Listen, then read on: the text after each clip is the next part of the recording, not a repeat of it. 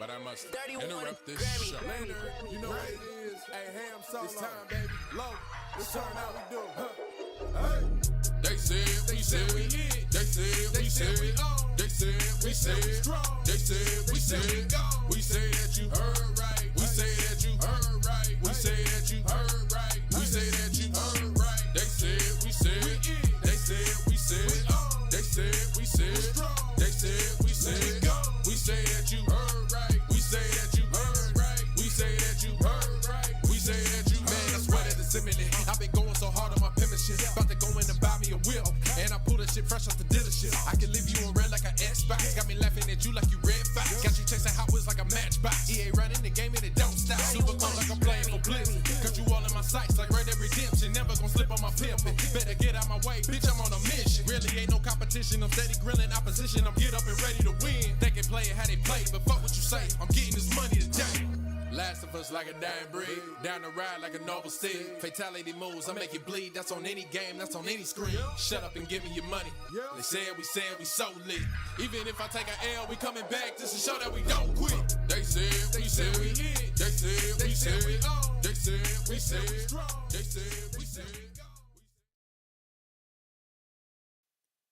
Greetings and salutations, ladies and gentlemen. We are getting smoother and smoother at this transition.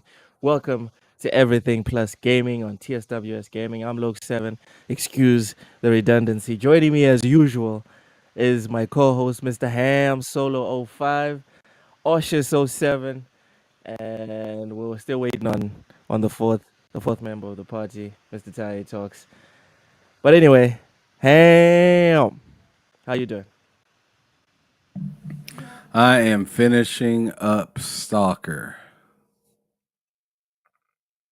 Thoughts? The thoughts are nice, I guess. On Stalker, Ham. Thoughts on Stalker? Oh, I mean, what are they doing there? That's not safe. Lots of insight. Why are there thoughties on Stalker? This is why people subscribe to TSWS. Deep thoughts on video games. Deep thoughts? Like what deep thoughts? So there's not just thoughts, but the thoughts are deep. What are they getting deep into? Just like the highlights you just gave us right now about the thoughties. But before we get too much into that, Ham, how are you?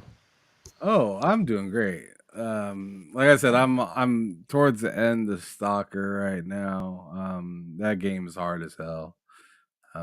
Saving save spots in that game, although you can save it pretty much anytime, it is not it's not recommended just to save it anytime, because I've definitely had some moments where I saved it and then went to come back to play, and I was in the middle of like a gunfight or like getting sniped at, so I'd like load into my save and like be like take 2 steps and get murdered. That wasn't great. But and some of the performance stuff, I have a terrible thing to admit, but like it has got me to enjoy the game much more. Oh my god. Export alert. I guess so. I turned it to 30 FPS.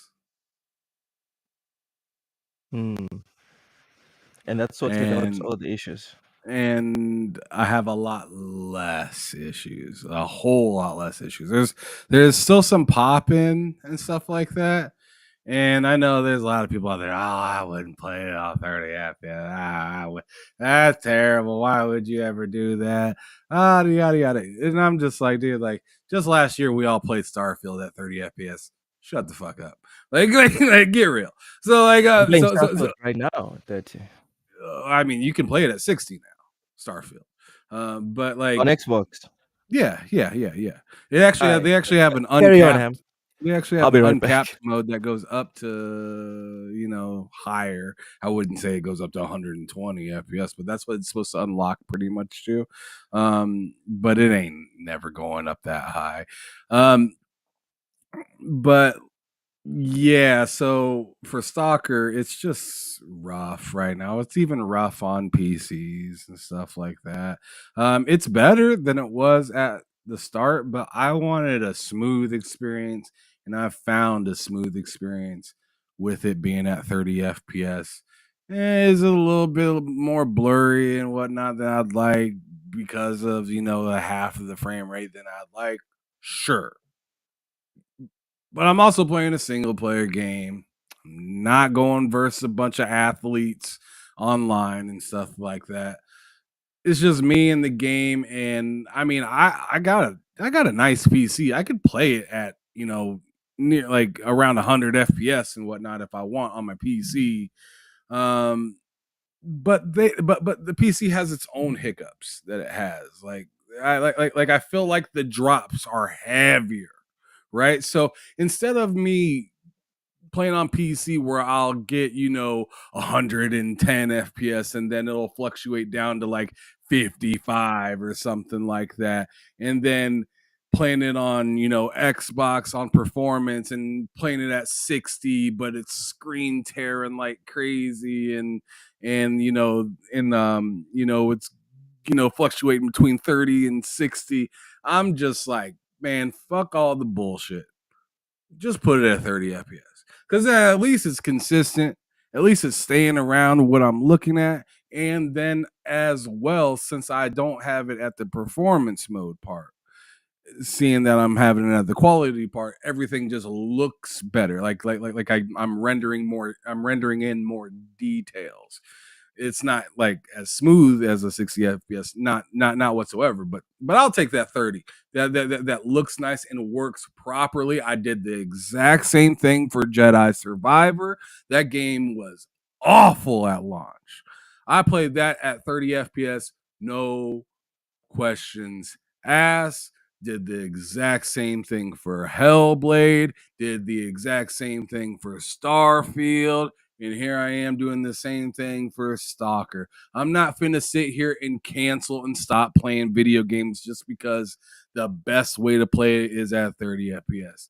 If you got to do that, then you got your pinky out or you're waiting for updates, and I ain't got no problem with you. But I'm using my time the way I want to use it. I want to play Stalker now. I want to beat that game now. I don't want to wait until the game gets patched out. And that's the same way I felt about Jedi Survivor. That's the same way felt about Starfield. Don't want to wait for the developers. They put the game out. They should have had it ready, but it wasn't. So I got to play it the best way that I want to play it. So I'm playing it at 30, and it is what it is. And I'm not saying sorry. Fuck it. I don't give a fuck. Thanks, Sam. Thanks for carrying that little 30-second segment there. I helped you out, brother. Yeah, I just set up my Starfield just now. Thank you very much. I went to the living room, set it up, and I'm good to go. 60 frames per second. Let's go, baby. Yeah. Big Mad Mo in the comment section. Welcome, welcome, welcome. Raichi yada yada. Oshis07. Oshis, how you doing, bud? All good, man. How are you guys What you doing? been playing? What have you been Um, playing? so in terms Have of you what I've even been played any video playing, games? so I've been on a lot of PC lately. So I've been playing. What is it? Is it Zenless, Zoneless, Zone Zenless Zone Zero. Zero. Zenless Zone Zone Zero. Zero? It's How you quite don't know you? How you not know the game you playing? yeah, because I mean, like it's one Come of these on. free to play games. Just I tried it out on Epic Games, and yeah, I'm actually having quite a lot of fun. The gameplay is quite tight, so I'm enjoying that. And I've also been playing some StarCraft 2. I never played the campaign on that before, so I'm also enjoying that. And on Xbox, I'm trying to finish Senua's Saga Hellblade 2. And I'm having quite a bit of fun. Like, if you do it when you're doing nothing else and Having you can fun. focus on it. Yeah. It's actually It's a good it's game. it's a very, very good story or narrative if you just forget about all like the gameplay related stuff and you just and go in blind. Don't look at the controls. Figure it out as you go along. It's a nice experience. It's a very very I don't know what to If you describe don't it. go into it and expecting it to be God of War, you'll have a good time. 100%. But yeah, if you like looking something for something similar to like a Death Stranding, where you sort of most of the game is walking around and sort of like interacting with things. It's a great experience. So yeah, those are the three games I've been playing, and the He reason I'm said Death playing, Stranding, Loke. yeah, Hit that motherfucker Oh over my the god. Get off. head. Get off with that rubbish. Death Stranding. Death Stranding is Yo, an actual game. Senua Saga is just a glorified movie. people would argue with you just like Oshus is right now, and I kind of agree with Oshus. they're very similar in terms of like Man. There's a the lot engine. What? more walking in. There's a lot more walking in Death Stranding. There's a lot Yep. more video game in Death Stranding. Well, it's That's a There's a lot lot more more. debatable. everything in Death Stranding. It's a lot. Yeah, I mean, I Well, don't disagree with you, but same, there's a but lot of like, walking. but in terms of like an atmospheric, like you really have to play, I think, Senua Saga like a movie. Like you need to sort of don't be distracted, don't be doing anything else. Put on the headsets, the right like lighting conditions in your room, and then just focus on the experience. Then you really, really get into it. If you can smoke up a little something beforehand, it also helps with the immersion. Just a tip. Oh my goodness, man's advocating getting high to play the TSWS game. TSWS does Jesus. not advocate for the taking of drugs I before, meant, during, or after video games. yeah. That's enough from Oshus. Do That's enough what you from want to Oshus. do, but we ain't advocating it. Oh, nope, we are not. Cool, man. Ty, welcome in. How you doing? What have you been playing? What's up, guys? I've been playing Metaphor. I'm trying to progress in it, and I finally got over the hump where I, reached a crucial story point, and instantly the game got a whole lot more interesting. Because now I'm not just, talking to people, going on dates or whatever, seeing how they're doing. I'm actually fighting again. So yeah, I'm back at Metaphor, and the typical Smash Bros, FIFA here and there. I downloaded Steam recently, and I'm looking to get Cyberpunk 2077 again. Um, I never got a chance to play the DLC, but everyone's been telling me it's good. So that's the plan. After Metaphor, Cyberpunk, and then probably Baldur's Gate 3. Ooh, good stuff. Good stuff. This man ain't playing walking simulators. Ron Slasher says Aloy is ugly. Sky's He's blue, playing bruv. reading simulators. Pretty much. Sapo, better make them sign for those packages. Yeah, welcome in, Sapo. All right. Gentlemen, let's my goodness, I think we should just get into it. Let's just get into it because this is crazy. This whole game that looks like like like Horizon, but really isn't. I love it. You I love it, huh? absolutely love it. Yeah.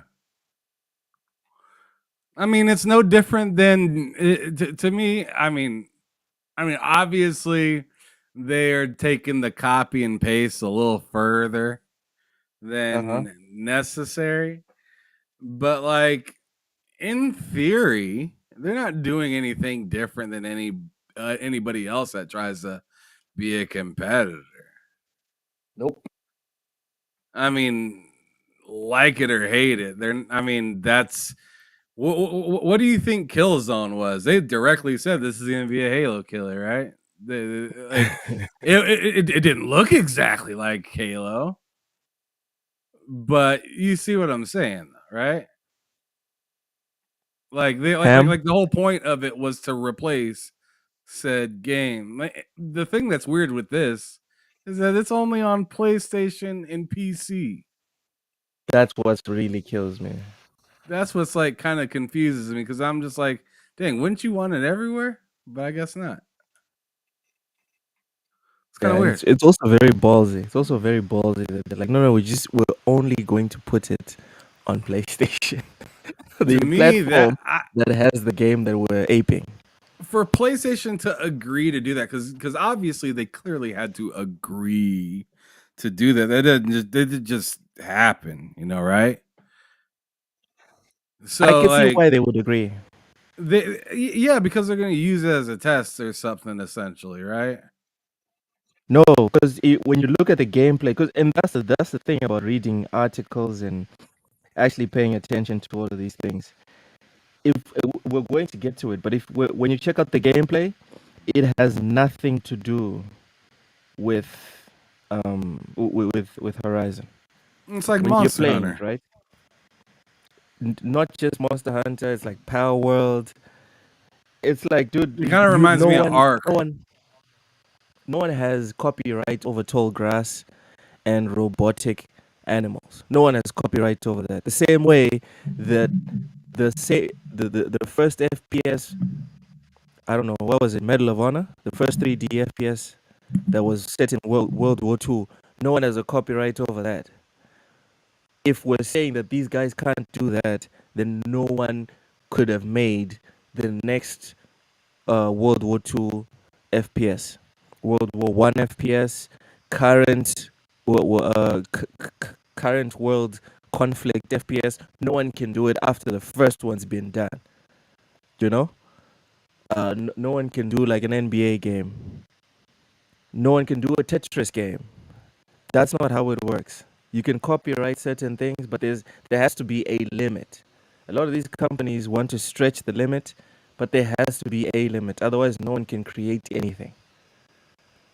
But let's get into this trailer, because the trailer is what got people salty. But I think after Your we see the mic is gameplay, cutting a lot. I don't know if it's just me.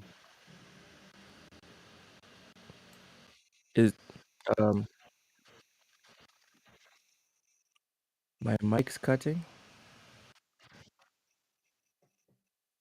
Okay. Well, let's get into the trailer. Let's get into the trailer, and then we'll check out the mic thing. All right.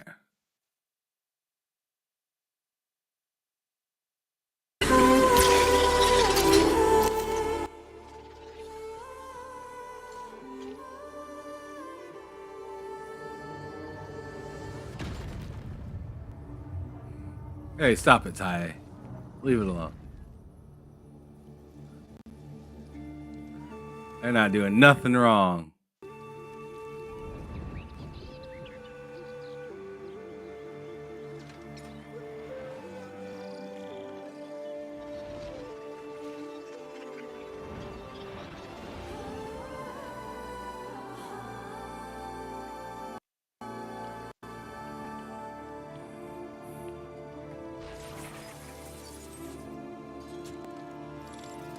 Wake up.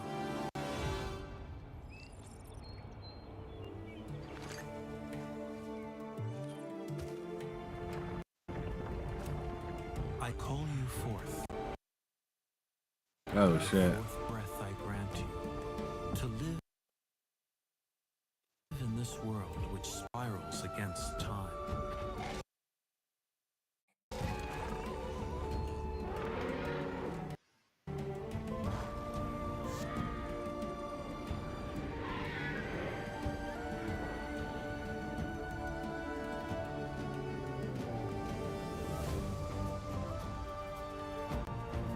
This looks like just another Horizon trailer, like Horizon 2 or Horizon 3.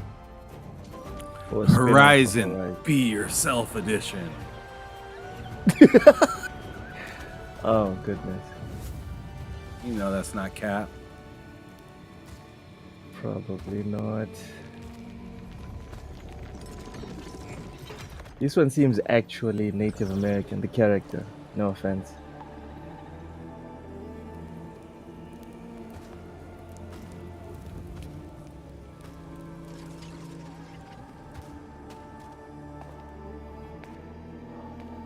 We are with you always, as long as the world shall live. Such generic. Oh my goodness.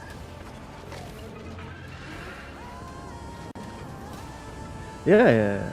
The trailer's good, but when you guys see the gameplay, goodness me. When they say over egging the pudding, it's this right here. I've never heard that, so that's wild. I had this dream where a god that blessed brought destruction. What is she, a Christian? So why can't human beings kill God? Definitely a Christian.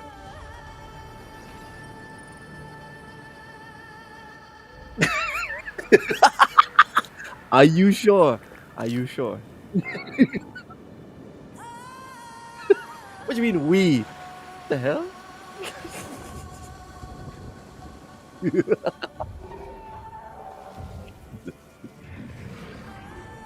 you read Nietzsche, you'll find out. Yeah, I don't know what you're talking about with that logo. I mean, I'm an American, and we're pretty wild, but we don't be doing that. They don't be doing that. That's a little over the top. It's a bit much. Yeah. No, it's not. Well, it might be ported to Xbox, but it's only announced for PlayStation. Yeah. And PC, yeah.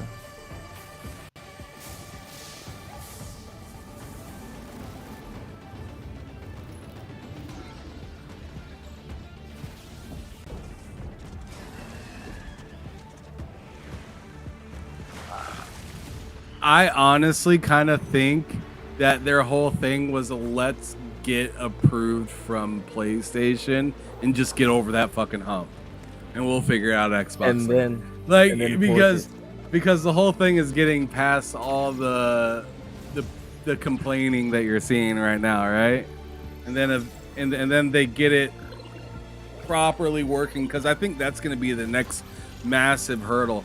People don't know how hard it is to make these survival games, man. Like, to make these open world, do whatever, and then you gotta keep in mind these games are live service, so you're constantly like in updating states with these games and stuff like that. This game looks really technologically heavy, so like I see this being a problem. I see it eventually coming to Xbox, but it'll be a minute problem. like 2 years later. Yeah, something like that.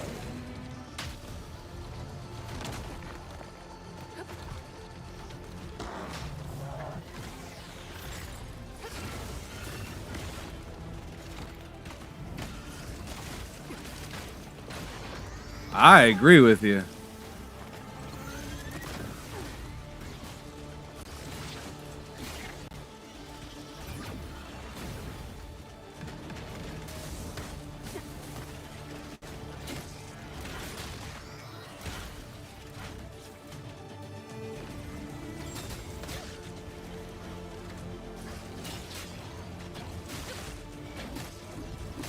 You said Switch 2. Man, right? I hope you're right, Taye. I hope you're right, because I think you're right with this in the sense of they need to have this out. There's no reason to wait. Like, you'd want to take advantage of this as soon as you possibly could, right? But at the same time, it's just like I just see them seeing PlayStation as the hurdle, seeing that they have Horizon first. And I'm just nervous. I'm seeing all this stuff that they're doing within the game, and it looks pretty cool. Can't front. This looks more interesting to me than actually Horizon does.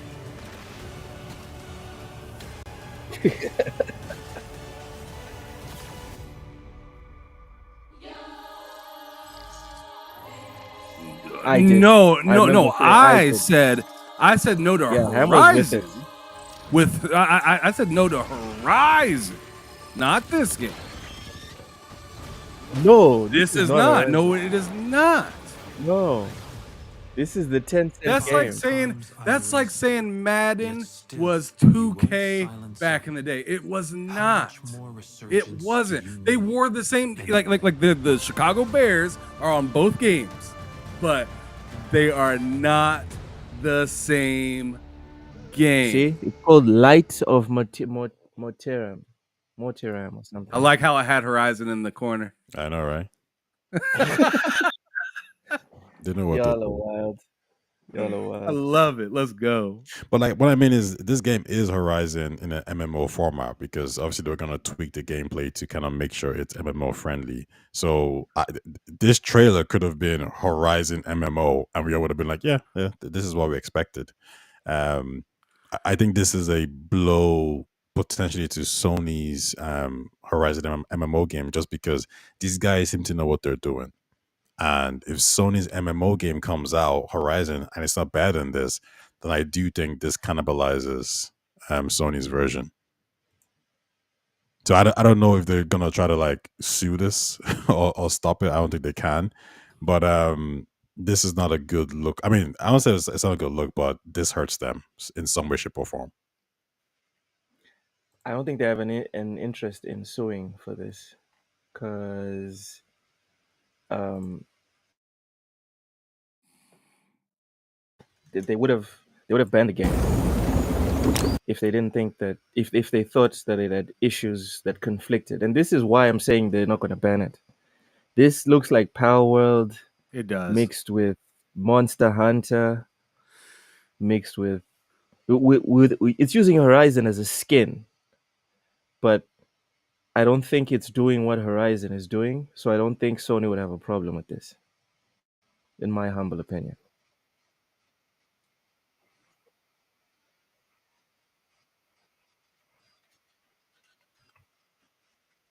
Didn't I get canceled though?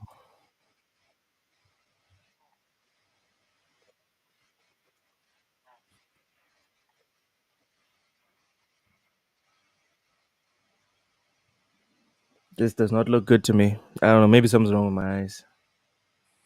It looks all right. Yeah.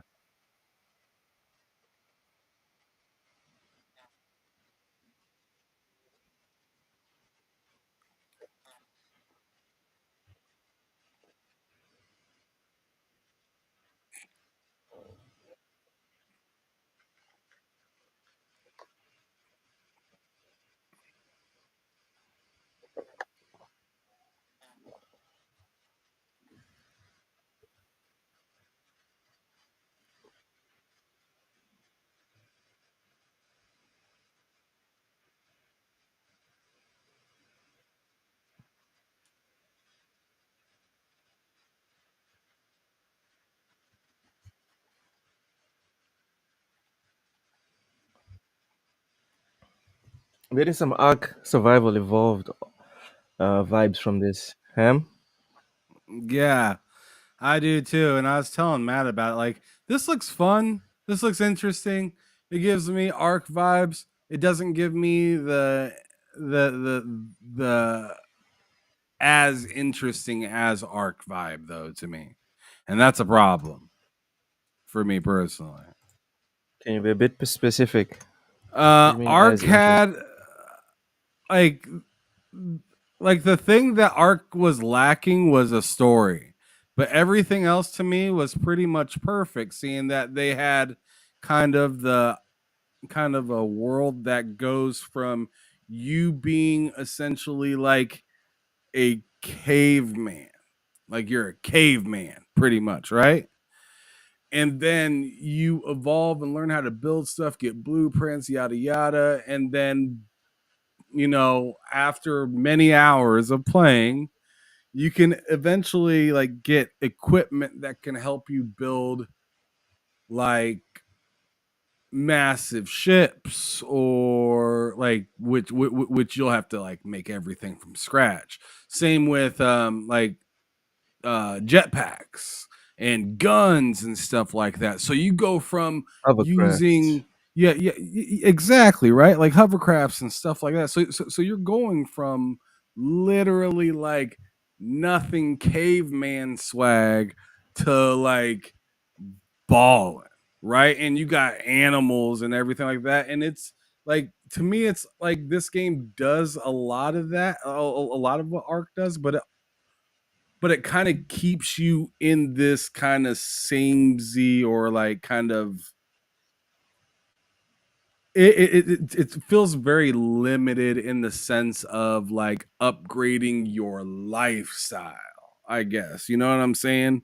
Like in Ark, it was Mm. like you know you're working with thatch, then you're working with wood, then you're working with stone, then you're working with metal, then you're working with tech. And like tech actually, like whenever you laid like eggs on the ground and whatnot, it would like incubate it because depending on what egg you have, it would regulate to that temperature that it needs to be able to hatch that egg. Right. So I just thought that the way that Ark did it was very versatile compared to this game, where I think it's going to be more just you can get better things, but it doesn't really make you look a whole lot different. As to where in Ark, it felt like I go to one person's base and I'm just like, oh, I can tell that they just started out. And I go to another person's base and it's huge and massive, but I'm like, you're not fooling me. You still just started out, motherfucker. And and then I go to another base and I'm seeing different colored dinosaurs, wild looking tech, a force field around it, turrets set up everywhere. And I'm like, all right, bro ain't fucking around. Hey, there's the bow and arrow. Did you guys see the bow and arrow? There it is. There it is. All right. All You right. see what I'm I saying, got though? it. Yeah. Yeah. I got it. I got it. This The looks fighting cool, just doesn't look. not something I'm dying to get into. I'll give it a shot, especially if it's like free or something like that. But it's not something I'm looking to get into like I did with Ark or even Power World at that.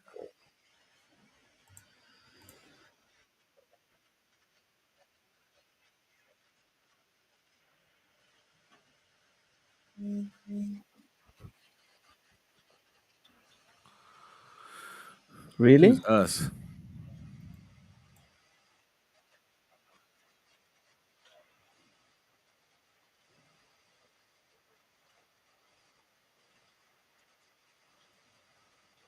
That's weird. Oh yeah. Ty is not on the thingy. I don't know. Weird. So you can't hear me. Hold on. I went on all that. I'm not saying all that. Uh-uh. Can you guys hear me? You guys, Uh. well, the guys in the chat, can you hear me? Okay. I think they should hear you now, Ty. All right, maybe Oshus is offline as well. I see, on my screen he says it's offline. Damn. So Yeah. like nobody heard me say anything about Ark. No. No. No. No. They heard you. They heard you because you're online. Yeah. The So issue was with Oshus and Ty. They heard okay, you. do I But need to get off? no. You're good. You're good, Oshus. They You're said they good. can hear Well, us you're now. not good. Like you're not good, but all right, fine, whatever. Yep. Jax82. Jax82 welcome, says y'all were quiet for a minute. Yeah. I forgot to add them onto this specific Okay, scene. cool. Yeah, Big Mad Mo said he could Yeah. hear me. Ham. Yeah. So you know what? We heard Ham, which is the most important rant. It's fine. Yeah, It's yeah. fine. I was the only one talking. I was really the only one talking for a Yeah. good amount of time right there. Talking about his passion. Oshus, would you buy this game? Are you interested? Oh, no, and do you have a problem with the apparent ripping of Horizon? I didn't understand that, like why everybody was so up in arms. It's like the same thing. It just gave me the same vibes I had with the whole Pokemon versus Pal World thing. Like Mm, everything is an imitation of an imitation of an imitation of an imitation. There's nothing like an original. Very few. Let me put it that etc. way. etc. Yeah. So I don't think that Nothing new under the sun. 100%. I don't think that Yeah. critique is valid. However, am I interested in playing this? I don't know if I'm into another survival game, man. Like I love Pal World, but I just because I'm playing alone, I think that's the issue. Maybe I should play with other people. I'll have more fun. I just get tired of survival games really quickly, so that's the only thing that would put me Mm, off. But if it was on Xbox and the price point was good, like if it was like either like on Game Pass or it was like $30. I don't These know if bots, that's man, they want everything on Game Pass. These bots. I would get it, but I would not get this for $60 to $70. No. It's not Right. Monster Hunter level quality that, if I decided to dabble into one of these, I would do that. Yeah, it feels But yeah, like stiff. It I'm feels just very surprised it's stiff. on Sony though. Like I'm surprised Sony let this go through the gate, and yeah, especially since it's so like presentation wise, I think that's what's gonna bug people. It's very much Horizon, but I think mechanically, no, looks different. Check, check, check. It's even got the glider thing. I Yeah, saw but some idiots talking about this is the Horizon thing, and I was like, dude, Horizon took it from Zelda. What are yeah, you pretty talking about? much. It's dumb, and that shows you even more proof that there's nothing, almost nothing original that's being done, even in the damn Horizon that they love so much. Ty, do you have a problem with this apparent ripoff, and would you be interested in getting it and I think playing the it? only, the only question I would have asked the developers is why did you have to make it look so similar? Like you could have, you know, straight off a little bit. Even Power War, like, you guys know what you're doing. You know exactly the kind of emotions you're trying to evoke.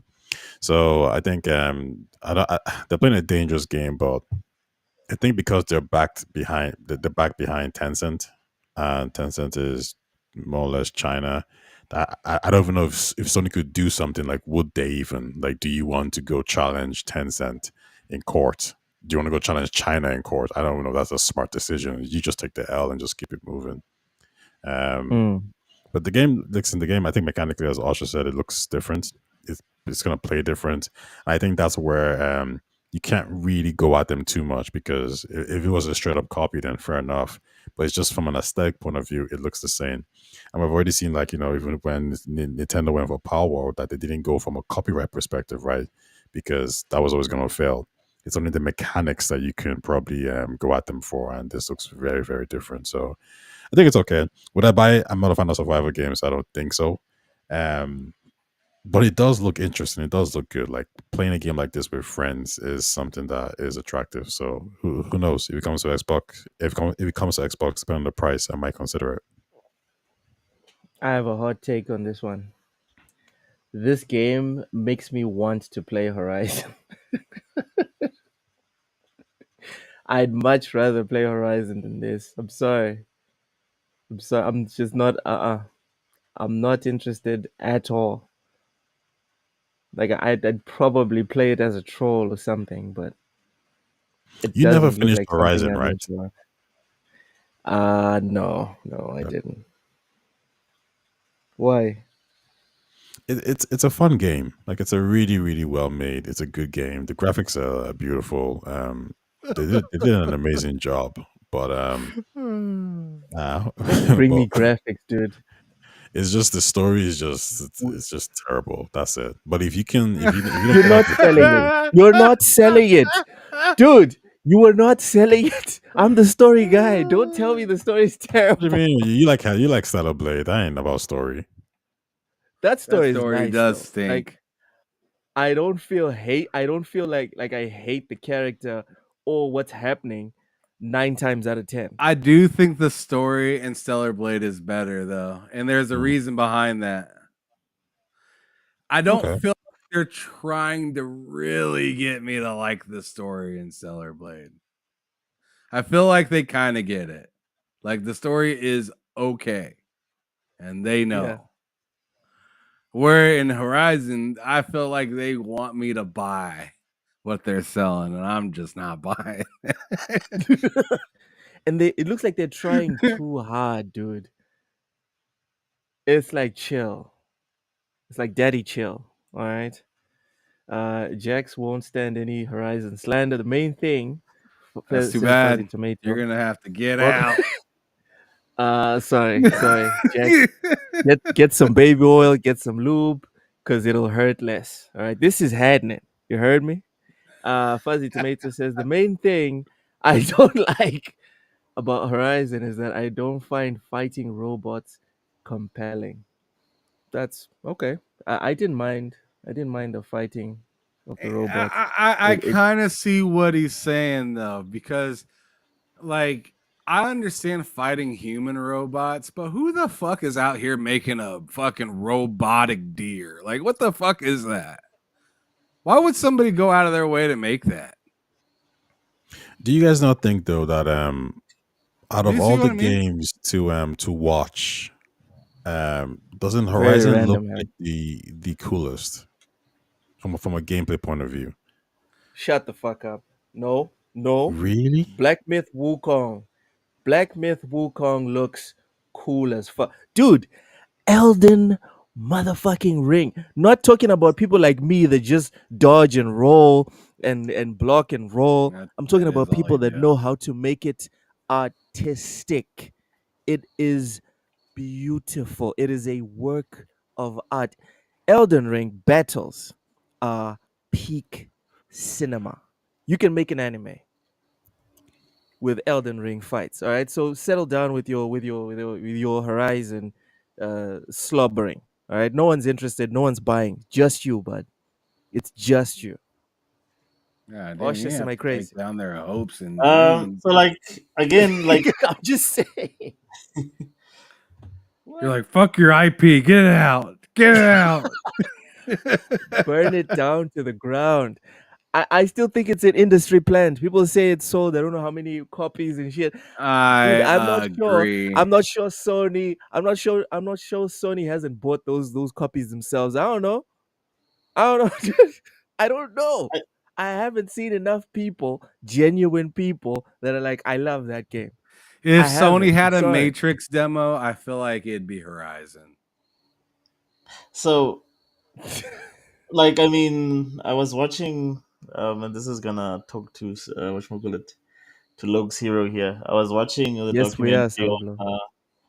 on Kojima and like how he got to make Death Stranding and how crucial the Decima engine was to that whole experience. And I feel like to me like that's what happens when you give something like the Decima engine to a creative like a Kojima. Then you get something really really unique. I mean, graphically that engine is exceptional. It's amazing. Yeah, that Um, engine's Mm. fire. Other than the like fast movement, I feel like the fast movement in it's kind of yeah. whack. But everything else like fucking amazing. So I just feel that like with Horizon, there's not like all you need to do like with most of these games, and this includes Stellar Blade, is just hire a bunch of writers that can write. Like I feel that like the one thing that everybody is not getting correctly, or most people are not getting correctly, whether it's movies or games, is that like you telling me are we so short on writers, people that know how to make cool shit, who know how to write cool Yes, characters? yes, Like, and yes. to me, if you're making a game that costs 200 million, that's probably going to be your cheapest expense. It's just typing, or it's just a piece of paper, and it's having the right creative people. Yeah, but you Whereas, don't want like, to hire the graphic right people. You want to design- hire the right diverse people. no, but I'm talking about Stellar Blade as well. Like, where it's Korean. Koreans, like, their games are garbage And in terms of writing, most of and them. and, and you know where I disagree with you, Oshus? And I'm going to compare with Horizon or other AAA games that people have rejected, is that not everything needs to be the games that Kojima made. No, but I mean, Not writing. every game needs to be a masterpiece. But you know what every game needs to be, especially games with stories?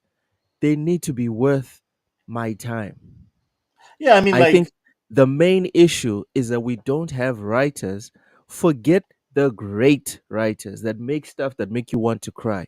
We don't need, okay, we do need that, but we don't have writers that can get the basics down. yeah, The that's my problem. basics of how to motivate a player to even care enough to finish the game. That's the 100%. problem. That is a real problem. And, like, Yeah. look at No cap. studios like Ubisoft. Like Ubisoft, I always say make almost for me. I love almost everything about their games, but the one thing that's always lacking is the reason to play the game, which is the story. And I don't understand how, like in the entertainment industry today, we're so again, that's the cheapest. Like, to hire an engineer that's going to like bring your world to life, to me is an expense, and it's time, and to me that takes effort. But they seem to That's get that right. Like, they get all the technical stuff right. The game looks beautiful, like Horizon, and then the writing is just garbage. Like, I mean, like, what's her name? Aloy is like a paper, a cardboard cutout of a character. I mean, you can literally like sum up her character with like 5 words in terms of like don't Are this. insult we are cardboard. we are we Don't in a don't situation? insult cardboard. Oshus, don't insult cardboard. Go ahead, Ty. Are we in a situation where the writing actually hasn't gotten worse, but we're just over focusing on it, right? Because if you think about it, like years ago, I didn't care about writing. I didn't care about these stories. It's just if the gameplay was good, the gameplay was good. Like it was the typical Nintendo like structure. But maybe we've kind of grown up in the sense where like, no, this is beyond games now. This is storytelling, and as a result, maybe the stories just haven't matched. Um, No, Go on. no, I was gonna say, well, I mean, I played all the Final Fantasy games on PS1, and I played games like Parasite Eve. I would like to think that PlayStation, to a large extent, gave birth to deep stories in gaming. Like, I mean, PlayStation, like Silent Hill 2 is another example of that. A lot of the PlayStation games, like Metal Gear Solid, you know, they were all cinematic. The writing, even though it was a little bit hokey, like, in the Japanese sense, that it was as corny as an anime can get or a manga can get, but you could tell that the writers were trying to tell you a story. It's like But Kojima's But are story. we are we Yeah, like focusing on specific games, right? Because I mean, you said Metal Gear Solid, but how many PS1 games came out that had garbage stories that we just don't care about, that we never even like thought about, right? Even the PS2 era. So I think like we're looking at these amazing experiences from the past, and then we're taking it forward and saying, well, the writing was better back yeah. then. I don't necessarily know if that was true. Like, I mean, I could point to games like Mass Effect, right? Which had great writing or whatever. But even that was inconsistent. Like, if Mass Effect came out in this generation, people would probably go at Mass Effect 2's inconsistency because they'll say it was a bad No, sequel. And they'll probably talk very about Mass hard. Effect series. That's a long discussion. Yeah, I Yeah. think we could have. But like, my point is, like, to your point, like, give me, and this goes out to everyone. Give me five of, like, for instance, your top PlayStation One games, or five of your top PS. None of them were writing focused. I'm talking But freaking like, Mortal okay, Kombat, give Street me those Fighter. I'm games. talking We Crash are Bandicoot, capping. We are Crash capping Bandicoot, very Rayman. hard today. We are capping But I extremely just feel hard, that and the I'm writing. offended. I'm offended that we're going at one of the goats, which is the PS1. All right, so I did a very quick search here. Resident Evil 2, Great story, Blood Omen Legacy of Kain, brilliant writing, Resident novel Evil level, 3, good Nemesis, enough, decent. It's enough to Spider motivate you Man, to finish the game. Um, Spider Man, very good because it was based Chrono motherfucking Trigger, Chrono Cross, Final wasn't it? Fantasy. Oh, my bad. No, Chrono Trigger. 1999. Chrono Trigger, not No, Cross. that can't be. What do you mean it can't be? Chrono What are you Trigger was talking on about? Super Nintendo. Chrono Cross was on PS1. I'm almost Chrono 100. Trigger. Chrono Trigger was also on PS1. Okay, I was not aware of that. Yeah, refreshed in 1999. Okay. Final Fantasy. Final Fantasy 9. Driver. Remember Driver when you couldn't get out of the Yes, Dude, parking so lot? Driver was amazing. it was dope, man. Way ahead of its time. Like, that game was like, Duke Like Nukem that was 3D. Grand Theft Auto before Grand Theft Auto Driver was, yeah. yeah, Yes. Tai, Duke Nukem 3D is exactly the type of game that I'm talking about. Mhm. Games that are not masterful writing. They're not. But by God, we didn't hate the character. We didn't hate the story. We didn't feel hate coming towards us. Rayman. Are we forgetting Rayman as well? excuse Tomb me. Raider 2. But you see, I would argue that, for example, if you look like, let's look at Hogwarts Legacy for a second, right? I don't think anyone's going to say the previous Harry Potter games have better writing than Hogwarts Legacy. I don't think anyone's going to say that the previous, like, I mean, like Metro, right? The Metro The games that previous has, Harry Potter games just copied and pasted the movie. Do they really count? yeah, but like the execution from a writer perspective was still probably garbage, right? We just didn't really care. I don't think I was going to say that like I remember playing Spider Man One, the one on the GameCube. I would say the Spider Man that PlayStation has done is probably the better writing, right? I would even Well, I Okay. spoil. mean, we're talking about the original PS1 version of Spider-Man, like Which the pushed first from the animated series. Yeah, but I'm Which focusing that on the game was writing. amazing. It was incredible. Yeah. I mean, like it could be amazing because it's the first time we're playing a game like that. Because I remember the GameCube version, I loved it because it was my first proper like 3D swinging around the the New York City or whatever. But are we really gonna say The GameCube the version? That's That's a the totally movie different one. game. Yeah, that's like the one based on the movie, dude. Like by then, that was later though. That was that later. was way later. okay? Yeah, So Remember, are you yeah. you could go up. saying that? Are you so the one you're saying are you saying it has better writing than the Spider-Man like the one 2017 Spider-Man? Comparatively, of course, if you compare it to the time and what was being put out at the time, it's Okay. very very good. Like because again, if you comparing today, I mean, you have to then compare against some of the best writing in games today. Like and again, you don't have Hi, to write a movie, just Mhm. write something Oshus. competent. Yeah. Oshus entire Odd World Abe's Odyssey was on the PS1.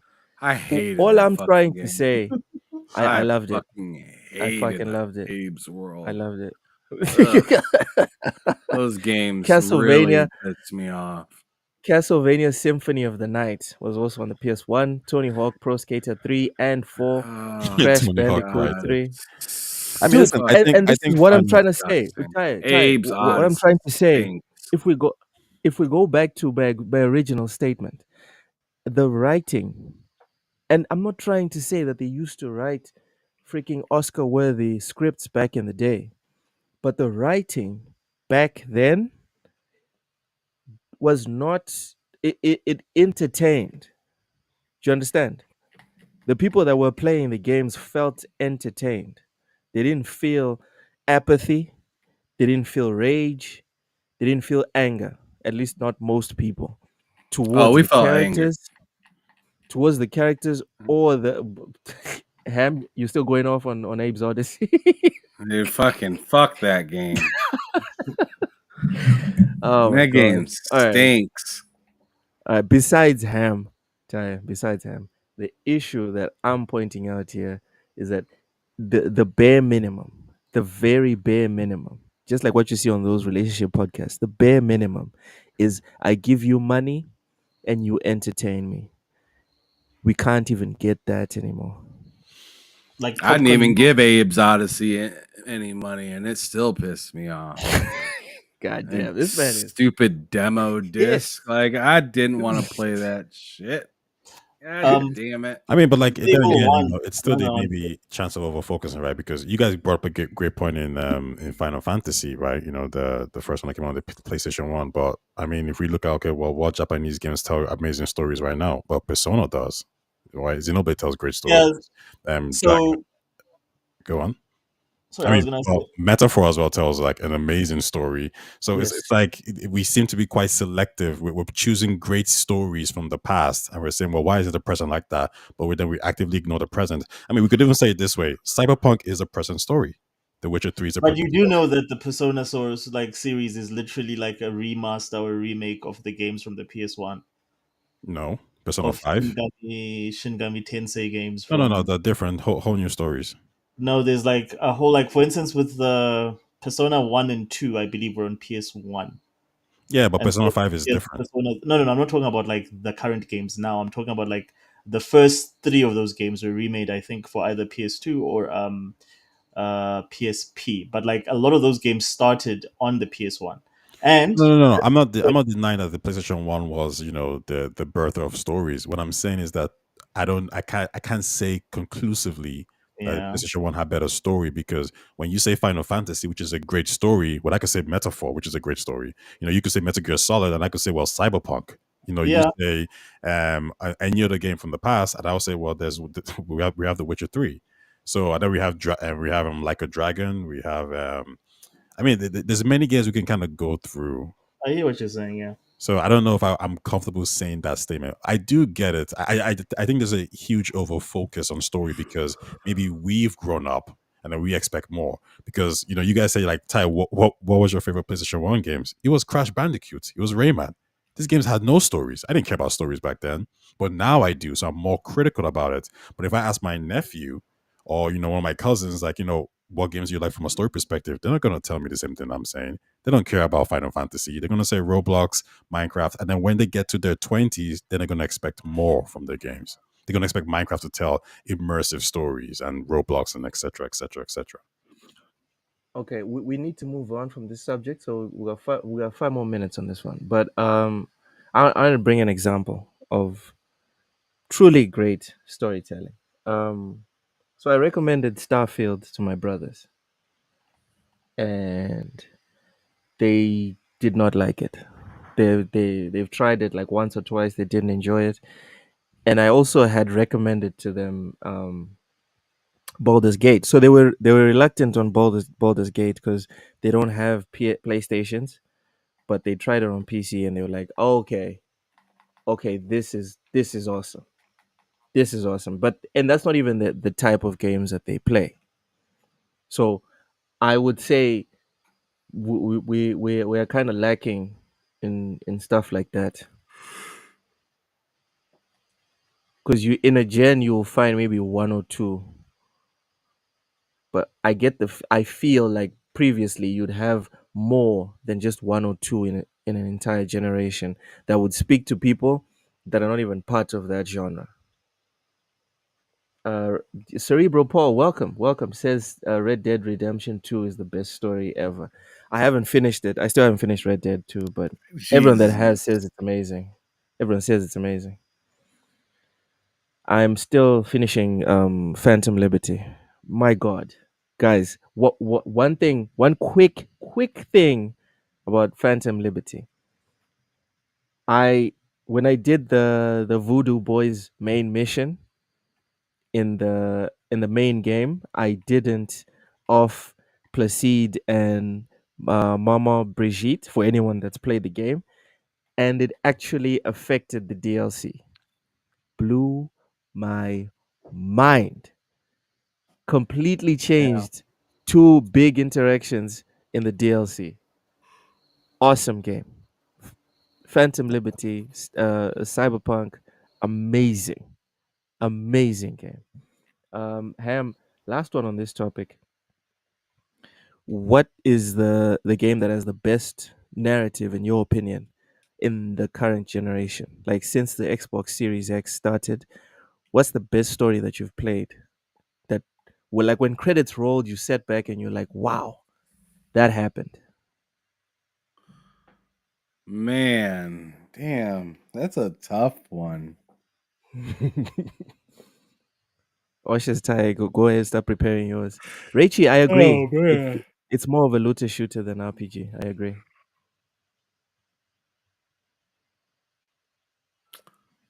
Oh Take your time, man. man. Yeah, you said it needs to be in this generation, so okay. Yes. Yes.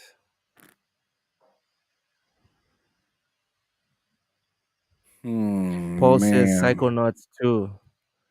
Paul says Psychonauts Psychonauts 2. 2 was amazing. It Takes Two was amazing. God of War Ragnarok was amazing for me. I really liked Miles Morales. Let's see. Hellblade Hellblade 2 was really good to me story wise. I thought it was really, really deep and You have to pick compelling. one, bro. You have to pick I one. know, man. I'm just like trying to like put You- all of them. You know what?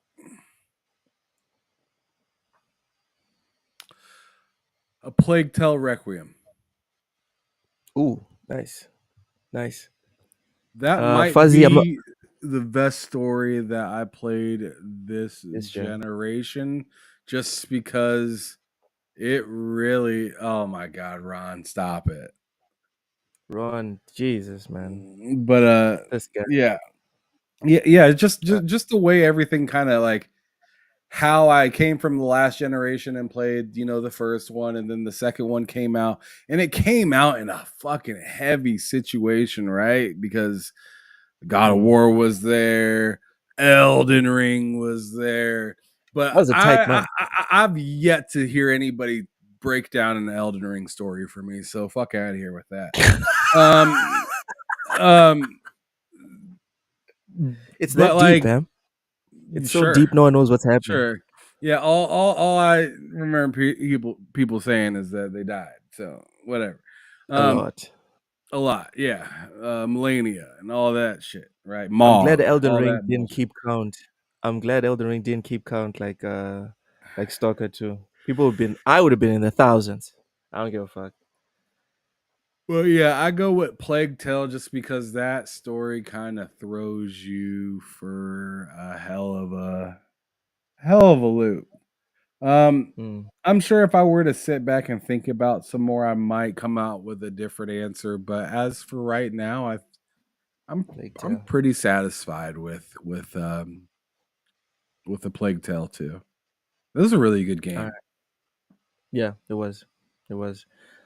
Fuzzy, I'm not gonna fight you. Fuzzy says Cyberpunk is the best game ever made. I'm willing to concede. I'm not gonna fight that point. Uh, Elden Ring has no story. God damn. All right, Oshus, what's the best story this gen in your opinion? Can be cross gen as well, Um, not a problem. so cross gen, this is pretty obvious. Mass Effect Legendary Edition, like replaying that trilogy, Still, That's still. so still, lame. That's so come on, bro. lame. Come You Um, on. know what? Why don't you just go on ahead and All say right, The no more cross Last of gen. Us remaster No or more cross remake? gen. No, Jesus, okay, Oshus, so that's so Oshus, no more cross lame. gen. No more uh, cross gen. no cross gen. It would have well, us. But then, can I say Cyberpunk then? Because I played it on the Series S. I bought it. It's like one of the first games I bought with my Series S. Yes, because that was literally at the beginning of this generation, but it was Yeah. still True, in true. this generation. Close enough. So that's my game of that the counts. generation. That's like because it's the closest. It's like it's the first. Well, yeah, it's the This only man tried game to bring a since 360 title. well, Fuck out of here, dude. but it's good writing is good Damn. writing, man. Like nobody's ever done a Damn. trilogy like that. Stop it. So yeah, so like if it's not that, then it's definitely Cyberpunk. I think it's the first time that I actually was like conflicted at an ending because I think my first ending was the Corpo ending, which is quite depressing because everybody hates you and like it's not satisfying in the way that you're used to. You don't get to save the day. You don't even get to save your own life. You're just chilling in limbo, and it's really really depressing. So and then I played it again, and I had a completely different ending where I was like riding off with the sunset with um, Panham, and that made me feel completely different. So I will say definitely, like hands down, the game of this generation for me, story wise, is definitely Cyberpunk 2077. All right, Ty. I'm gonna go with Oshus as Tell us. well and say Cyberpunk 2077. I thought the main story itself wasn't particularly great, but CD Projekt Red, they excel at telling side stories and making you care about these Yeah, characters. yeah. So I'll give it that. From a main story point of view, I think are we talking just this gen or last gen as well? No, this gen. Oh, This this gen, gen. this gen, man. Oof. Why don't you think a little bit about that a little bit more? Yeah, I'll probably just say Cyberpunk. Yeah, it's really well done. Xenoblade Chronicles 3 actually came out in 2022, so I mean that's the Switch game, and it is kind of this gen. But I would put that up there as well as a really well written story. I don't know, the Japanese know how to write a story of like 4 or 5 people and make you care about every single one of them. Like I don't know, there's something to do with Yeah, how they make you fall in love with these characters. So I'll put Xenoblade Chronicles 3 up there and Cyberpunk. dude. When I say it, people are saying people say that I'm being toxic or whatever, but I'm telling you, man. If I was a millionaire and I was in charge of making a game, or if I had the money to make a game, I'm getting writers from Japan. Or you know what, even Korea. Because you know what? The Koreans might not make something special, but no one's going to actively hate my characters or my world by the time they're done making it. I think if you're making That's a the thing. Asian game, then I think that would 100% work. If you're making a Western game, it will completely fall apart. The writing What's styles, an I what's agree an with Asian Ty. game? the writing What's style an from Asian game? Sorry, an Asian game. What's an Asian? Oh, an Asian game. Okay, I Yeah, thought yeah, you yeah. said an Asian game. Like you, No, the metaphor writing All would right, we're not gonna never. get in. We're not gonna make this a whole thing. Nope, Okay, nope. okay. We're not gonna make this a whole thing. All right, let's move on to the next subject. Otherwise, we'll end up doing what we did last week and the week after that. Freaking 5 hours up in Yeah, I'm here. not doing that today. PlayStation, PlayStation adds. Dayreezy, welcome in. PlayStation 5 adds limited time PS1 boot up and customizable themes based on previous consoles. Coinciding with PlayStation's 30th anniversary on December 3rd, the update adds PS1 boot up as part of its new startup sequence. As seen in the video below, players can get this off the players can also customize some visual and audio features by selecting the PS1, PS2, PS3, PS4, standard PS5, or 30th anniversary themes. For a limited time, you can change parts of the PS5 design based on your favorite generation of PlayStation. Sony said, select the design to apply to your home screen and other areas. Oh yeah.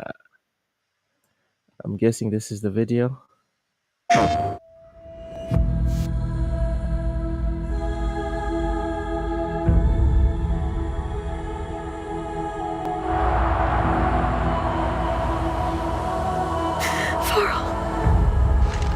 God, they push this game so hard.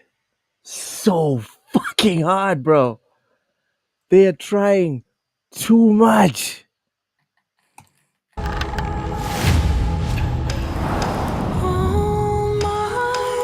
Alright, you can force this one. This one's fine.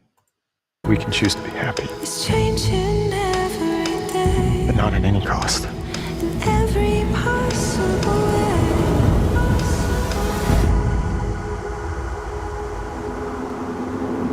You gotta be kidding. All my dreams Yeah. Oh, jeez. Dude, is this part of the startup? We're gonna see the startup, dude. I'm sorry. Like, oh, this nostalgia bait. It's about family. This isn't it's the about... Oh, okay, startup. hold on. Oh, hold on. We have to see the MGS part. You guys, you know it's necessary. Hold on. There it is. There it is. All right. You sound like a hyena. I don't give a fuck. I don't care. What were we meant to see there, look? God damn it! That was supposed. I thought this was the startup with forging new No, friendships. it's not. It's really not. This is just There's no them saying games that we've re-released this All right, generation. fine. Hold on. Is this it? Oh, I see the MGS. It's like with the Delta. I'm not allowed to talk too much about that. Otherwise, But someone's that's not a gonna.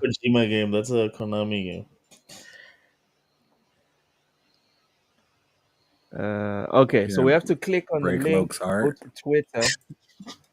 So we have to click on the link, go to Twitter, and then see it. All right. So hold on. Let me open the studio real quick. Why are you telling us what you So- gotta do? so I can add the. Isn't it on your PlayStation already, Luke? Can't you just do it on your PlayStation? Bro, Yeah, why don't you just I turn haven't on your booted up- PlayStation, Loke? Because they said that's where the surprise is. Bro, I It's haven't supposed booted to up be my a surprise, PlayStation. Loke. I haven't booted up my PlayStation in a long time. Don't say that. I've been a fraud. For the last few weeks, I've been a fraud. Weeks? Fuck off, Ham. Just watch the damn opening thingy. Here it is. I know what a PlayStation sounds like. Is this the first time for you? Oh, that sound. Doesn't that just get your balls ready to go? No, it actually happens too quickly. Technically. I mean, I still play my PS3, and when I start up my PS1 games on it, I hear this quite a lot. Yeah, I was gonna say like Yes. the intro is actually sped up a little bit on there. Yeah. Yeah, it's a lot slower from what I've heard. Okay, let's one more time for everyone in the back. All right. Nobody in the back cares. That's why they're in the back.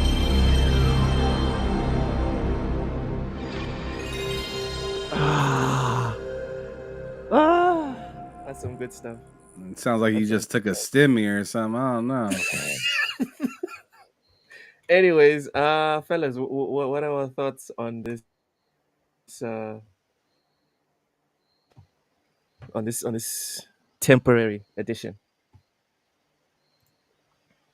I think the sound effect, I just remind me that PlayStation always had good sound effect. Like that kind of took me back. Yes. It's a very mature, like, yeah, you're about to reach something Mature. great, right? Whereas Nintendo was probably a little more. Ham is hating hard. What's Go ahead, going Ty. on Go today? ahead. He said Nintendo was probably a little mature. bit more. Wait, is it not There you mature go. now? Hey, you gotta be of age to listen to that. You gotta be a good man. Gotta be an outstanding citizen to hear that shit. What's wrong with this guy today? You gotta be of Yo. shaving age. If you're not shaving yet, you can't hear that sound. That is As I was saying, if you ain't shaving, you better turn that off. yeah, Paul it says was, nobody in the accessible seating areas cares. Damn. Go ahead, Ty. Go ahead. yeah, but that's it. It was Damn. it just kind of took me back to the first time I turned up my PlayStation, and yeah, like compared to like my Sega Mega Drive, the Game Boy, the NES, and the N64. This was different. This felt like a man's console. Yeah. A man's console. That's not the It's accent. for man. So as was written in the article, Felt this is very a American. temporary. This is a temporary, limited time boot up. It's not permanent. You can't Which is pick garbage. Yeah. Paul mentioned in the comments saying people are complaining. So Ty, you spoke about your nostalgia, but what are your thoughts on this being temporary? Yeah, I think it's good. I think it's a good way to to I don't know, celebrate PlayStation 30 years. Like that's a really long time now that I think about it. But yeah, it should be temporary. Something you highlight for maybe a week or two. And then, Why? why? This game, the 30th anniversary came out during this console generation. They should just keep it on this console. No, no one cares about that. I mean, Apparently, people do. People are complaining. You are out your mind. They'll get over it very fast. Like they're just like See, man, you ninjas. sound you all right, Ty. You know This what? man is out Yeah, fuck his it. fucking It doesn't mind. matter. Wait, are we Ty, serious? you are Like great. we all want this to be the startup? I want it to be an I like option. it better for you than to the keep it startup that permanently. they got right now. Hell yeah. I mean, they can make it an option, but how many people are even going to use it as an option? Like it's 30th I anniversary. know like, I'm going to use it. yeah, for like 2 months or something, right? Well, that's No, because it's only forever. available for that long, or else I'd use it forever. No, because okay, so what happens next year then? When is the 31st? Do you still keep the 30th there? Yeah. Why would I Why? ever care to switch it back? Because I care, dude. I care not about the 30th anniversary. I care about those the 3 seconds preceding this, and then the 2 seconds after. Nah, I think what's happening here it's a nostalgia effect. You're feeling it Yes. like just like me. Yes, it is. You're Yeah, right. Yeah. And it feels good. it. But the reason why nostalgia is good is because you're getting it like randomly here and there. If you get this every day, it dies. It's not true. I literally have a Sega Mega Drive, Saturn, Nintendo 64. I have all that shit right here. You gotta live in the past, man. What? You guys are living in the past. Like what about the future? What?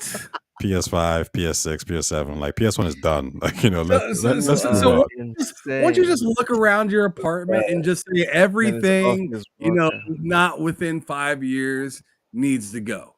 Everything not within 5 years, because it's just too much nostalgia. I don't need that right now.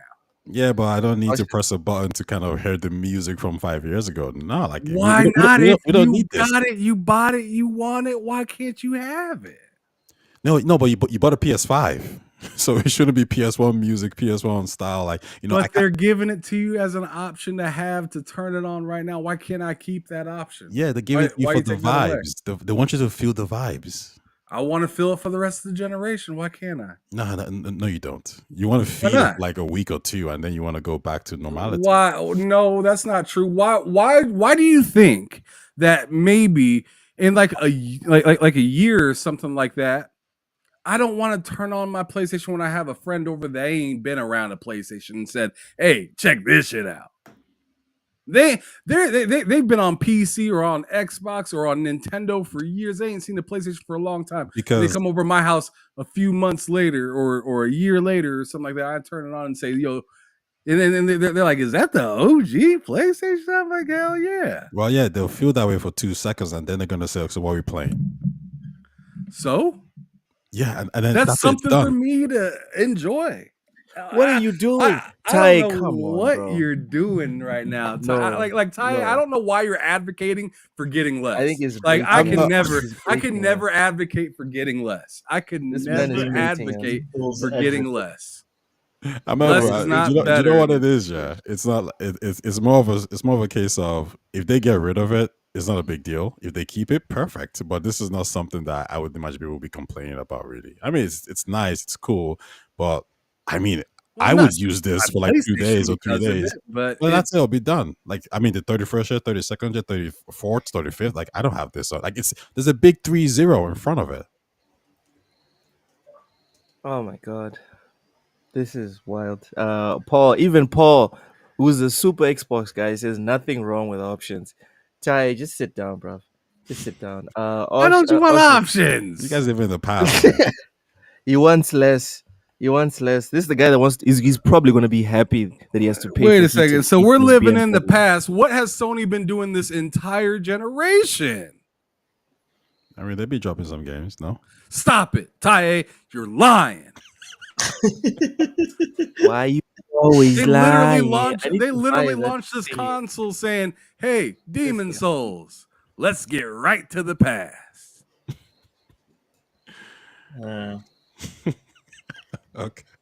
agreed. I swear, Agreed. Ty is trolling us. Ty is trolling us. Even Jeff Ocean, Keighley is out here like, "Hey, we'll even make a category for y'all motherfuckers. Y'all like to make old shit? I got y'all. We make a category for it." okay, Ham. All right, Hey, Wait. come Would you on. guys hey, want this man. for Would you guys want I'm this just for saying. Xbox? Hell yeah. Yeah. Yeah, And I would would it be Hell love like to have yeah. the old and startup as an option, like the Bro, old. if I could turn on my Nintendo Switch and I could get the same feeling that I got when I turned on, like, I don't know, like when I turned on the SNES or something like that, you know? man, nostalgia I is turn powerful. yes, dude. nostalgia is That's why bro, they keep making what do Star you think Wars. what do you What are think you doing? Mario's still doing here? What What do are you you think Mario's doing? still doing here for? What do you think Halo is still doing here? Wake up! Someone give this man some I coffee. mean, come on, Taya. You're looking forward to the next God of War, ain't you?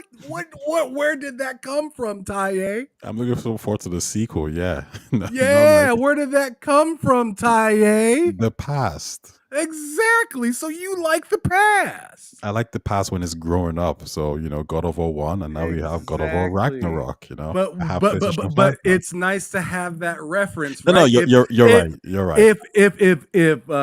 if Kratos came out with some blonde dreads, you would be like, "What the fuck is going on, bro?" You know what? I take it all back. Yes, I take it all back. This is I now beautiful. want to see Kratos with blonde dreads. I need to see it.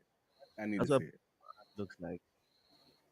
Oshis, what are your thoughts on the 30th anniversary startup, and are you bothered by Yeah. the fact that this is a uh, limited time?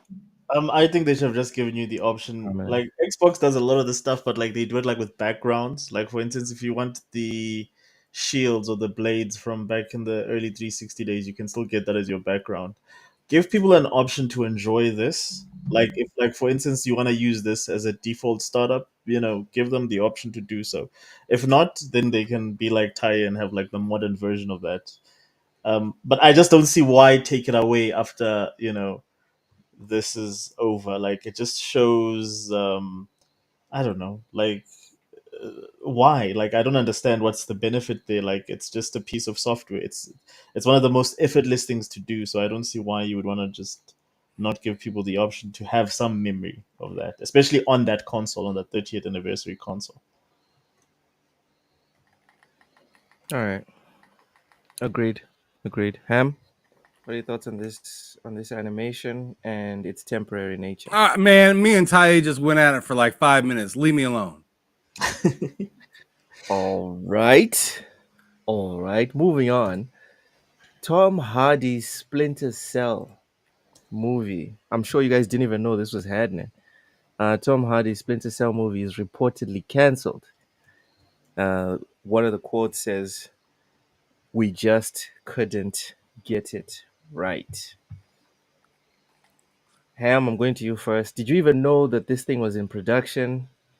No. And how do you feel about Tom Hardy potentially being Sam Fisher?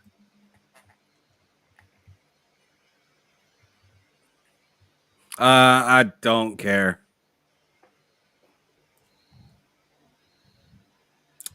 All right. If they can't get it right, then just don't do it. And I'm happy they just ain't gonna do it. To me, they did. I want to give these guys a round of applause, actually. Because Okay. Borderlands should have did this.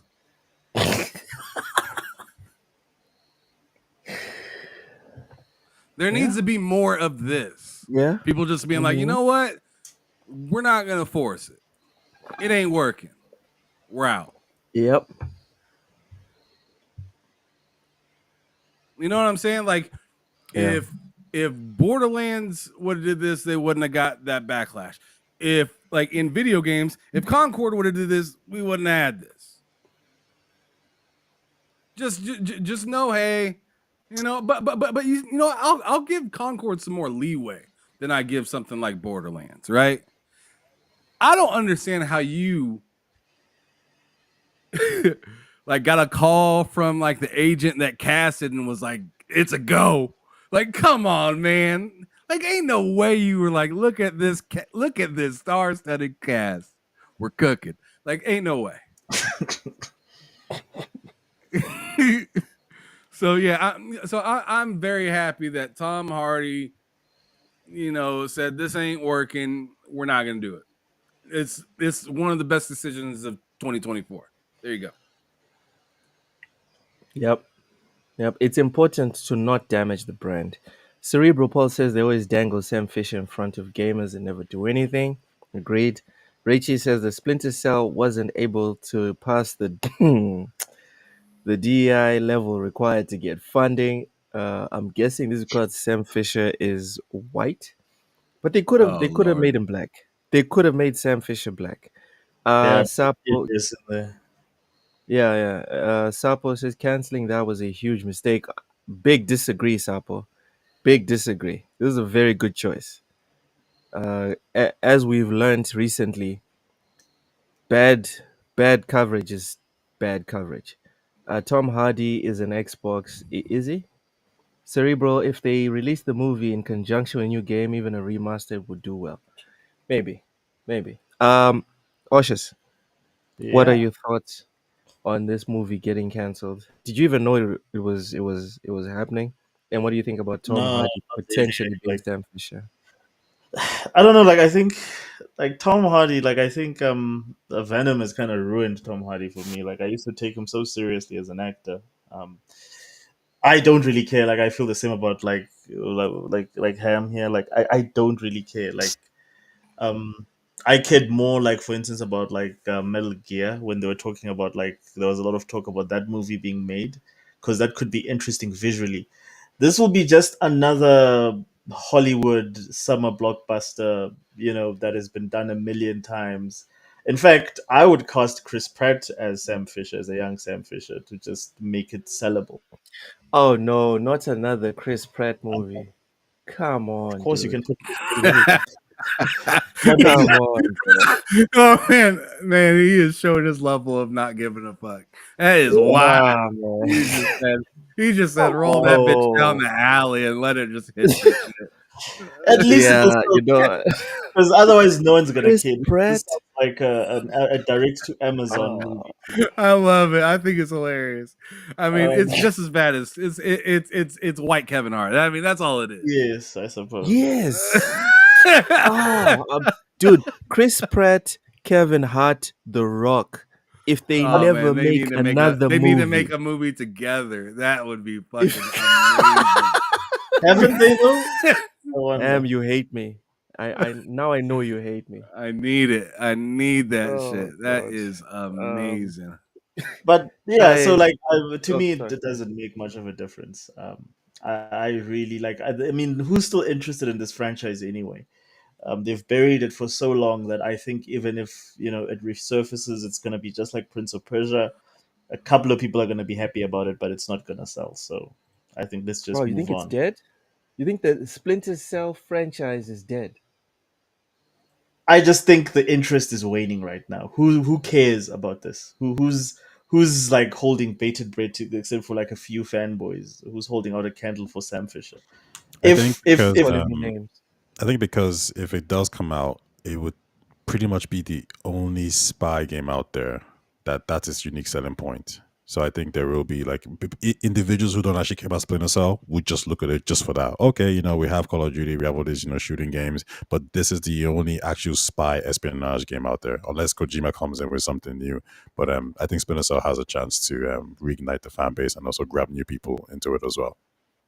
Was it that popular though to begin with? Like how big It was was it this? was popular enough, and then Ubisoft went a little bit more towards the kind of open action area, which is fine, I suppose. They did the reports and people liked it, but I Yeah. think the last game just didn't really sell well. And at that point, Ubisoft was moving towards more the Division or this kind of open world kind of games, and Splinter really couldn't make that transition. So it was more of a shift in just direction and in making games. But if they do come back, I mean, if it does come back, I think the fan base, along with the fact that it's something new and different, is going to get people's attention. Maybe. Yeah, I mean, it's all like speculation, but I think they have. Listen, as long as they get the budget right and they don't overdo it, then I think they should be in a winning position. Yeah. Man, the budget thing is very key. Yeah, Jeez. The movies get overscoped, the games get overscoped. It's like chill.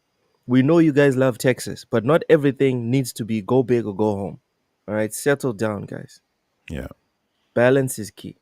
Ty, what's your take on them canceling this movie? And did you even know it was in production? Yeah, I think it's been in production since like 2011 or 2013. The producer just couldn't get it right. Can't remember his name, but I do have a quote here from something he said. I think that's a bit more important from context. He says, Yeah. that movie would have been awesome. Just couldn't get it right, script wise, budget wise, but it was going to be great. We had a million different versions of it, but it was going to be hardcore and awesome. I think that's him saying, from a budget perspective, and from a direction perspective, no one could agree on what to do.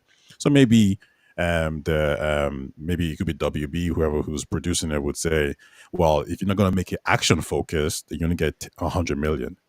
And then obviously, if you want it to be more spy focused, well, that's going to sell less, right? So I just think those are elements of budget constraints, direction. So if he's saying, yeah, I couldn't get it right, I couldn't, find the right medium point that everyone's happy with, then yeah, get rid of it. However, somebody else should pick it up. I think this IP has a chance to do good things. But you know what? I would even say make it into a TV series. I think that's gonna do. I think that's actually much better for Splinter Cell. If you look at the last games, there was Sam was in the hub and he was traveling to different countries. So if you want to make it like Amazon's what's the name of this girl? Not Jason Bourne, not Keystone, Jack Ryan. If you want to make it something similar to Jack Ryan, now you might say, well, that's not really Sam per se. It's a little bit different. But who cares? If it's a good TV show and it's a good Dude, spy, your mic sounds Uh, muffled. it might sound bad. yeah. Yeah, muffled, Your muffled, mic, not bad. it sounded like it switched or something. Yeah. Oh, that's weird. Hold on, let me try and fix it. No, All it right. sounds Anyways, So fine what now. type? That's fine. oh, anyways, long Uh, story short, make it into a TV series. Look at the guys who did Keystone, Jason Bourne, or look at the guys who did Jack Ryan. And I think if you go around along those lines, then I think you're gonna get an audience. I would disagree with you. I think they should look at the guys that did Keystone, Jack Ryan, and Jason Bourne, and make it a movie, and make it a bunch of movies. But do what they did with the Jason Bourne movies. Don't rush. Don't rush and try to make like a cinematic universe Mhm. rubbish thing. Make each movie stand on its own. Do you know Make where? like a tentpole Mission Impossible competitor. Do you know why I Because think that Mission might? Impossible is all. Sorry, go What? ahead. Go ahead. No, no, go ahead. I think I like that idea. It's just that the last Mission Impossible didn't actually do numbers. So if Mission Impossible and Tom Cruise is having a hard time, I think Splinter Cell might have a hard time too as well. And then the question is like, how do you make it? Because if it's more spy focused than Mission Impossible, well then that's gonna sell less because it's less action oriented, right? So you're actually like losing viewers at that point. But if you make it a TV series, I think viewers are gonna get attached to the character. And they're willing to watch, 1 episode, 2 episodes, 3 episodes, especially if you're going to drop all the episodes in one go, or maybe even 5 episodes in one go. I think people are willing to kind of watch that and watch Sam develop as a character. However, I don't know if they're willing to do that for 2 hours in the cinema. Um, it's a hard sell to get people to go watch a spy espionage movie in the cinema. To pay like $15. But Netflix, Amazon, you already have it, so you might as well just give it a shot, right? I don't know, man. Ham, Oshus. I don't know if you guys saw the last three Mission Impossible movies. I didn't see much spying in there. Maybe I've read too many John Grisham books and Tom Clancy books. That didn't those don't feel like spy movies. Those feel like just action movies. Yeah, Like the first two Mission Impossible movies, I would say, were actual spy movies. yeah. But the last few, god damn, like three was like, yo, are you sure this is a spy movie, bro? So I still think there's a big hole in the spy genre that's open because I don't consider Mission Impossible, at least not right now in its current iteration, as a spy movie. It's like considering Fast and the Furious as a racing movie. It's really not. Do you know what I mean? It used to be, Yeah, it but it's was. really not. I what even is Fast and the Furious anymore? I don't know. I don't know. It's a spy movie. Fast and the Furious is a spy movie. I mean, they're That's what. international agents that work for some clandestine operation trying to stop, guys trying to take over the world, blah, blah, blah. So, yeah, that's what it is. But there's no real brain power or anything that goes into those movies. And like, no offense to Tom Cruise, I don't know, man. Spy movies, for me at least, you need more. You know? I mean, back in the day, the spy movie was A Hunt for the Red October. That was like how you did a spy movie or a thriller based around Yeah. spies. Um, it's different now. Like Denzel Washington used to do like suspense thriller type spy, movies. That's like how they made them in the 90s. Um, Now everything has to sort of like cross pollinate into action, so that it can have wide appeal, 4 quadrant film and all. Did you guys see the Ushers? I might have sent it to you. The video about Matt Damon, how he says like the budgets are just Yeah, you can't make those kind of romantic movies anymore because the budgets are just way too much. They used to depend on DVDs, the sales of all those DVDs to actually make up the budget. But now like that mark has been eradicated. So yeah, as you said there, we're gonna keep getting a lot more diluted. I guess you know what? Funny enough, that's actually what Ubisoft said. They did I think it was a test screening for people playing the Splinter Cell games, the most recent ones, because fans were saying we don't want this, we don't want this. And they shot back and said we did test screenings, and people liked the fact that you could have a shotgun with a silencer, and you could run around really fast and shoot people. And they wanted it to be more Call of Duty like, so that's the direction we went. Unfortunately for me, that was not the direction I wanted the franchise to go in, so I kind of weighed off a little bit after that.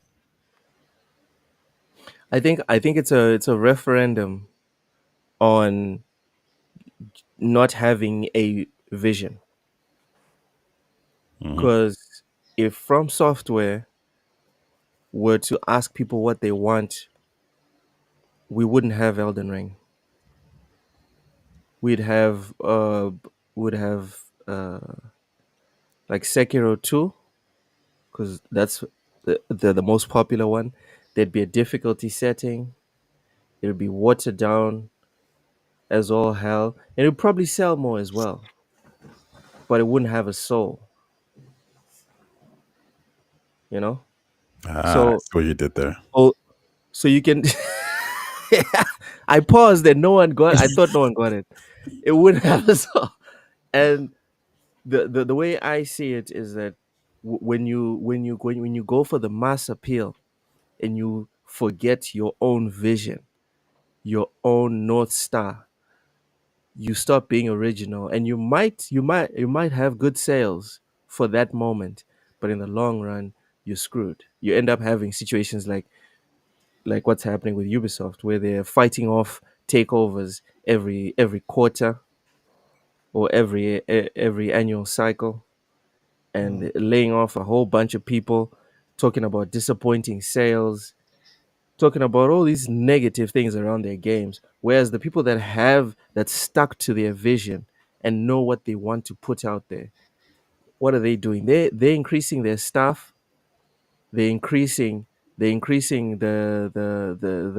salaries for the people that are coming in. They're just growing. But the ones that are going for the mass appeal and the low hanging fruit, what's happening? They're struggling. You know why? Because everyone can reach the low hanging fruit. That's the problem. So if they add accessibility, they lose their soul. Bad take. Hey man, if a bad take is Elden Ring,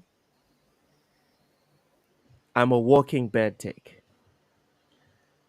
Moving on, fellas.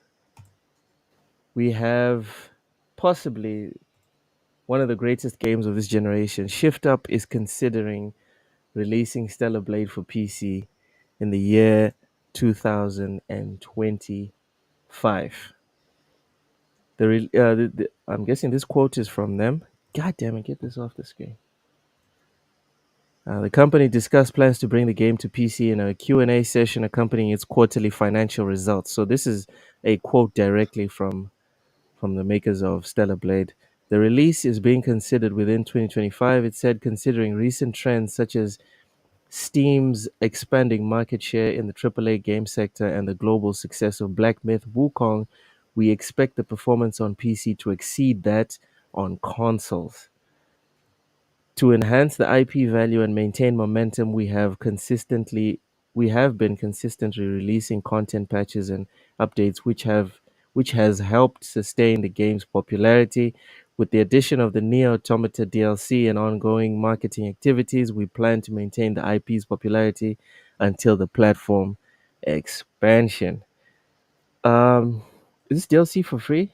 We'll add Nier Automata next week. Earlier this year, I heard it was free. I heard this DLC was free. I'll pay for it either way. It's fine. All right, Ham. What are your thoughts on Shift Up considering releasing Stellar Blade for PC in 2025? You And do want you, do money or you not? think You want money or not? they say it's going to exceed the sales that were on console, and the reports were that it sold on PlayStation about a million five. Do you want more money or not? Hell yeah. Okay. Come on, man. Like, come on. I just don't understand articles like this.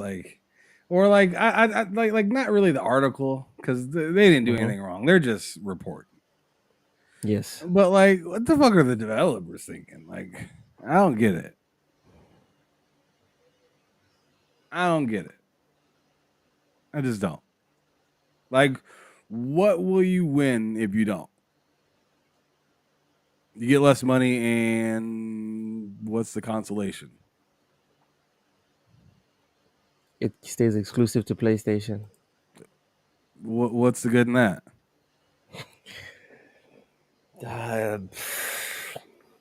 Nothing, I guess. I mean, hell, their own games are going to PC. What's it good for them to not?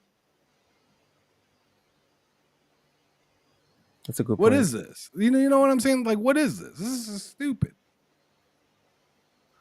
This is stupid. This is like an article coming out saying Call of Duty is, they're thinking about coming to PC next generation as well. Duh.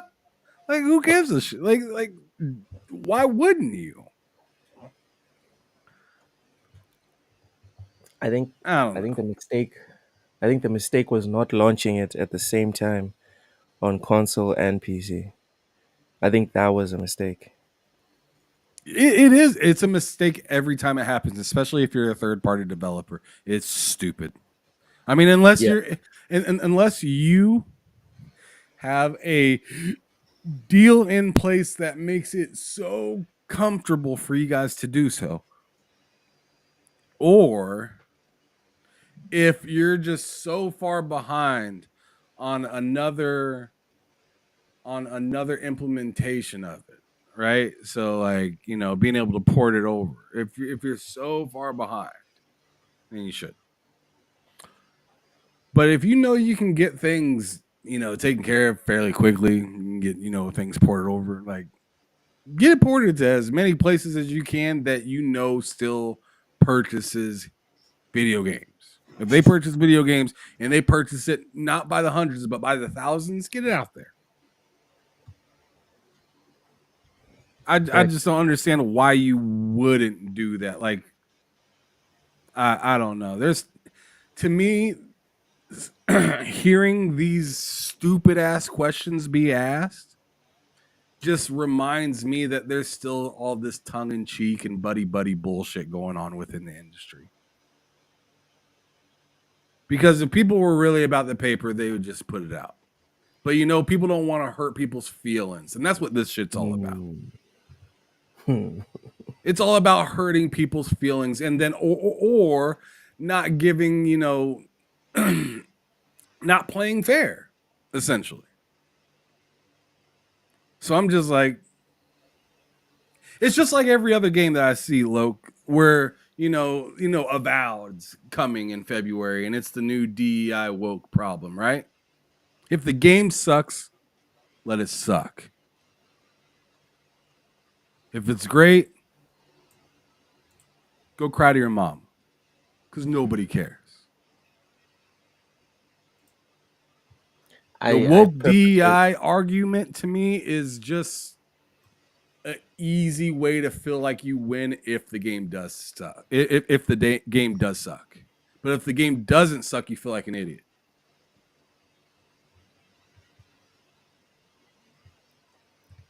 That topic I did not table intentionally today because I understood from you that you don't want to engage in those specific topics. So I was like, you know what?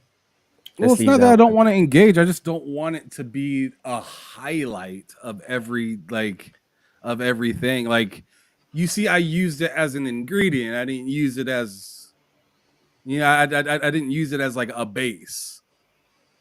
That's all I'm saying. That's all I was saying for the other day. It was like, I feel like we're having the exact same conversation as before, but this time it has nothing to do with that conversation.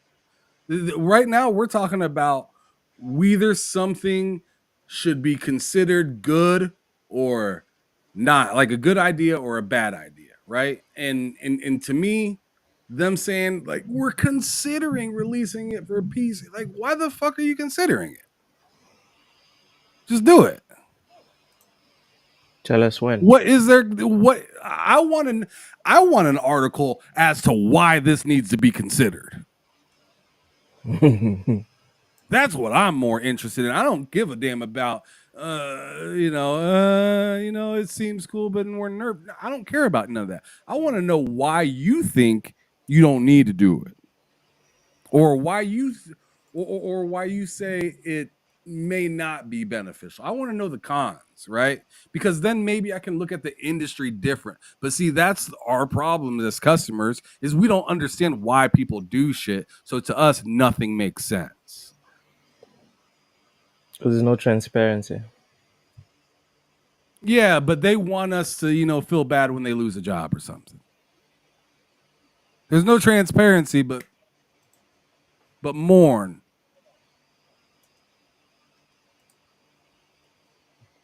And I'm not I with need that. you to care. Yeah, that's fair enough. That's fair enough. Raichi says it has nothing to do with DI. It's all about those devs attacking consumers. Remember, BF5. Don't like it, don't buy it. Xbox can't afford this crap. I'm a side. I'm a dodge that one very quickly. Ty, Shift Up is considering releasing the Stellar Blade for PC in 2025. What are your thoughts on them considering doing it? And Uh, also, this one I forgot to ask Ham, but I'll circle back to you, Ham. Also, when it's time for the mods, who who are you modding in to play as? Because in the comment section, Reichi says he wants to play as Tachi. I'm guessing that's the chick from Soul Calibur, if I'm not mistaken. I think it's Soul Calibur. So yeah, go ahead, Ty. So there's a quote from the CEO where he says, this is all the way back, maybe a couple of months ago. He says, we are considering a PC version of Stellar Blade, but we cannot comment on that exact timing or whether or not it will be released due to contractual relationship. And that's obviously with PlayStation. Yep. It never made sense to me why they did this at all. I understand the Game Pass deal, but a exclusive deal to exclude PC just it's insane. In 2023, Shift Up made 600. Sorry, not Shift Up. Um, well, Shift Up did, but what's the game? Nika, Goddess of Victory, had 600 million. It made 600 million in player spending in 2023. 500% increase in profits before Stellar Blade launched. So when it comes to financing their games, these guys have money. Like they have a lot of money to spend. Mm. The valuation is 2.31 billion. So this idea that they needed Sony to, make this an exclusive is nonsense. That they didn't need to. I think it's more to do with just relationship. They probably figured out that hey, maybe this game is going to sell on Xbox really well. It's probably not going to sell well in the West. So they struck a deal with Sony. Now, if you could ask them, would you, go back in time and change this deal? I 100% believe they will. It doesn't make sense to shoot yourself in the foot, especially when the people who are making this deal with you, they're putting their games on PC themselves, right? Right. Thank you, Ty. It's like, what the fuck are you thinking? Yeah, it's like they're putting their games on PC, they're It putting their makes games on me Nintendo. angry, honestly. Like it just doesn't make any sense. Yeah, this was this is a weird one, and I think I don't believe they're going to be doing this going forward. They've announced they've announced that they're making a new game, and I think the key word that they said for that game was multi-platform. Now I don't know if that's just mobile Did they phones. really say multi-platform? I think from what I read, it was Yeah, multi-platform. yeah. Yeah, I they read mad something right like now. They that as feel well. some type of way right now. Yeah, I don't know if that's Damn, for we just left PC left some mobile. money on the table. Yeah, Dude, a lot of money, like a dumb amount of money. because you gotta remember, like they're publicly traded right now, right? So this was an investor asking them, like, what are we doing? Like, why isn't this game on everywhere? Why isn't it on PC? Why is it on this place or that place? So now they have owners who are, publicly saying, we know Fortnite's game, we know that the biggest games around are on every single platform. So why isn't this on every single platform? What's the story? So yeah, to round up, I think they probably regret this decision. I think they messed up, but when the PC version does come out, they will probably make a lot of money from that. just due to the fact that players want to use mods. I do think it's quite interesting though, because you could look at it from a financial perspective. You could have been selling Stellar Blade outfits as DLC packs, 50 cents here, $1 here, etc., etc. But as soon as you put this game on PC, like that's not gonna happen. Everyone's gonna make their own mods, and that's it. I mean, people So, still sell like outfits. I mean, look at another Korean game, First Descendant. Those outfits still are what is like driving the sales, because the game is like there's no Do development in people that mod? game. It's Do huh? people mod those games? Though that's a live service game, right? Yeah, it's a live service game. Yeah, so you'll be able to like mod like characters into it. Because right now I could just imagine hundreds of mods for like different outfits for Stellar Blade, and Oh that's my money that goodness. Or and that's no outfits, right? no outfits. There you go. Take everything off. Um, Will got excited uh, right there, boy. man, I'm buying this thing again. I don't care. I don't even care. I'm buying it again. But you didn't answer my question, Ty. Looks like Which I'm mod are you trading going in my with? life. which mod would I go? No, no, I am no. Say that on If stream. you if someone was to God damn it, Ham. If someone was to get you if someone was to get you a copy of the game and you could mod any character onto Eve, which one which character would you mod on? Oh, that's you know what? The first person who popped in my mind was Pam from Cyberpunk, but I'll probably do an Asari just to see how it looks like. Ooh, Liara. Yeah, yeah. Interesting. Okay, okay. Oshus, what are your thoughts on this potential move to PC for Stellar Blade, and which character would you mod? So, just a bit of background. So, I was actually planning over the weekend on Black Friday to buy a PS5 Pro. Oh, okay. I was really considering, and I came very close, in fact. But What I happened? decided to buy a PC instead. So I got You a, came very close. Can you say that again? You came very close. yeah, I did. Oh my god, stop it. No, for real, for real. So, and actually, the one game that I was thinking about was Stellar Blade, because I was like thinking, like, you know what, I want to get that game, but do I go with the PlayStation route, or do I just see what I can do for PC? So I actually built a PC for around the same price locally. That I You're would have paid. trolling right now. No, I'm This dude's serious. being an asshole. I'm being dead serious. Yeah, whatever, bruh. I'm serious. Like I'll send you the guys the receipt. But like This I man. did order a PC that is the He's like, equivalent. I accidentally bought a PC instead. No, I Like, get didn't. out of here. You So bought a I will PC definitely for how much? for around the same price South African wise as a PS Pro. So around 19,000. PS5 Pro. Yeah. And the specs. Are you comfortable So I've got sharing the yeah, specs with yeah, us? yeah. Are The you only big comfortable? mistake I made is I got a 4060 for this thing, which was in hindsight a real big fuck up. Yeah, so it Why? Why? is Hold on. basically Why? AMD rate. Yeah, sorry, Why is a 4060 a bad it's thing? not a great card. It's not a very good No, it's not. graphics card. It's not It's a it's smart um decision.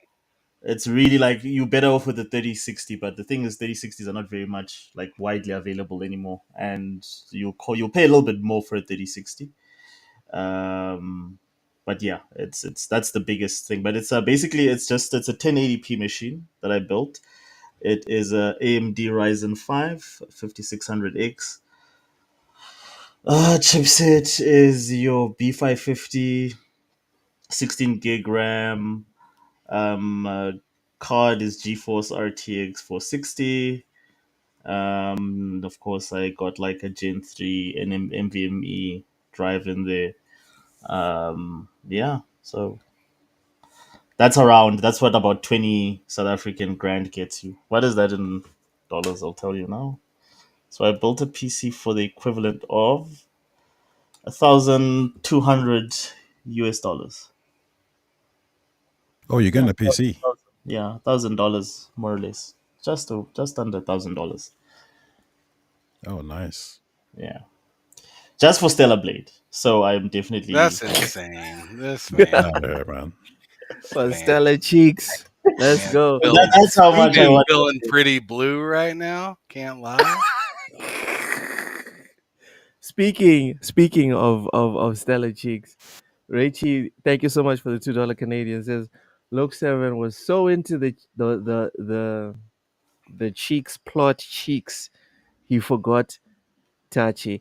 I completely forgot Tachi. I'm sorry.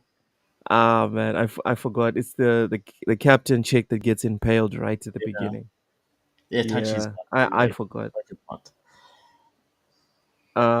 Okay, okay, but you didn't tell us who you were gonna mod in, Oshes. About Jill Valentine.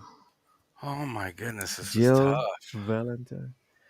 Ham, who you gonna mod in? So it's Jill Valentine. Ty, who'd you say you're gonna mod in? Yeah, sorry. Liara, Liara. Okay, Yeah, yeah. okay. And Ham, who you gonna mod in? I don't know. Throw one of them dead or alive bitches in there. I don't know. I don't care. This guy does I not. mean, let let me go on ahead and give her a ID and call her of age and throw Tifa ass up in there. Tifa. Okay, okay. And you probably won't even have to make that mod. That mod's gonna get made like 5 seconds Oh yeah, after the game 100%. goes live. 100%. You I'd know even it. say I'd even say like Tomb Raider too as well. Ooh, Lara. Yeah, Lara's a good shout. Lara Croft is a very good shout. Yeah. Nice, Throw nice. Laura Croft up in there. Throw there's a few baddies you can throw up in there, right? Yeah, yeah.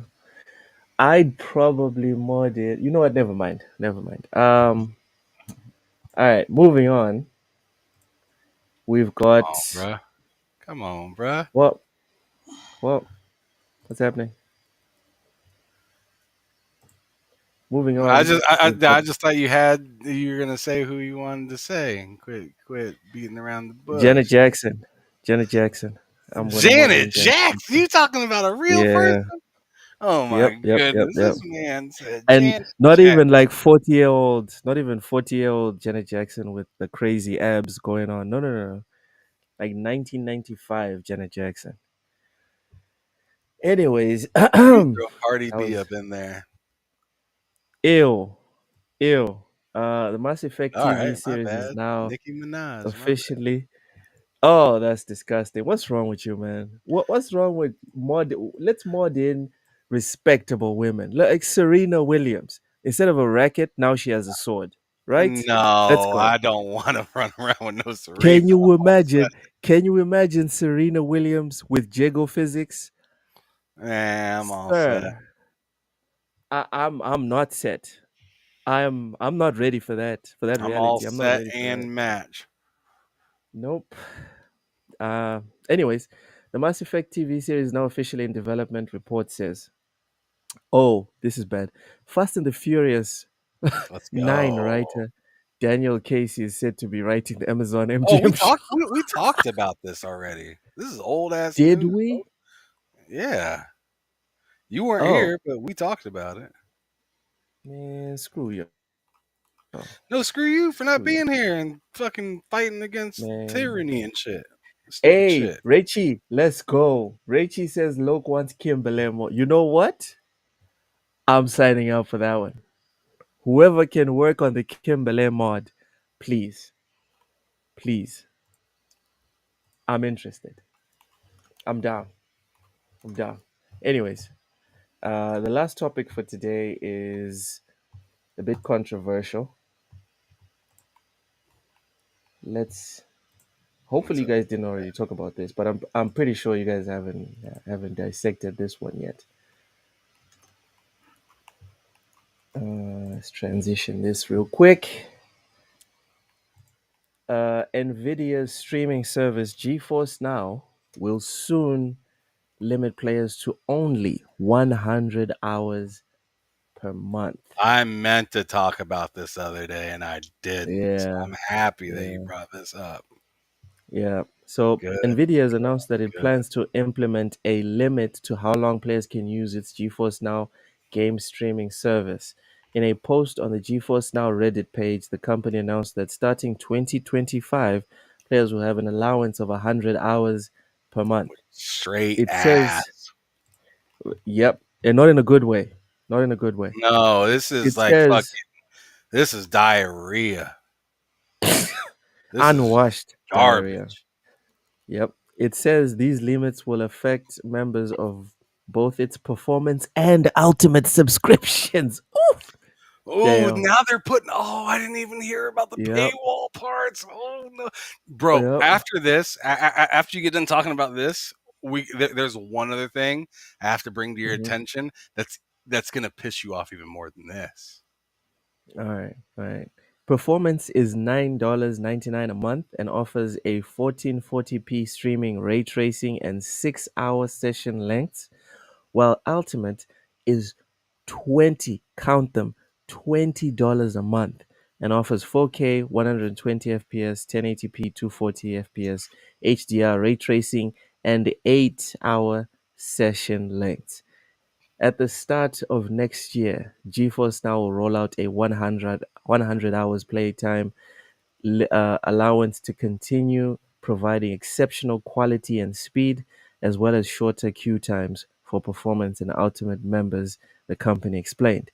This ample limit comfortably accommodates 94% of members who typically enjoy the service well within this time frame. NVIDIA also said that up to 15 hours of unused playtime will automatically roll over to the next month, theoretically giving players up to 115 hours, and that if players exceed that's there's an S missing here. There's an S missing here, and that's if players exceed their Serious monthly ass. limit.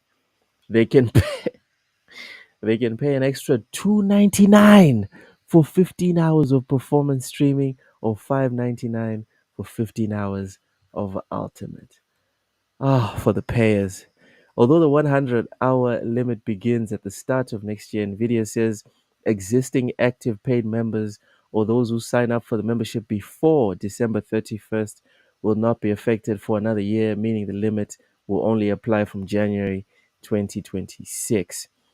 Also, as long as members' account remains uninterrupted and in good standing, they'll continue uninterrupted, motherfuckers. So if you miss one payment,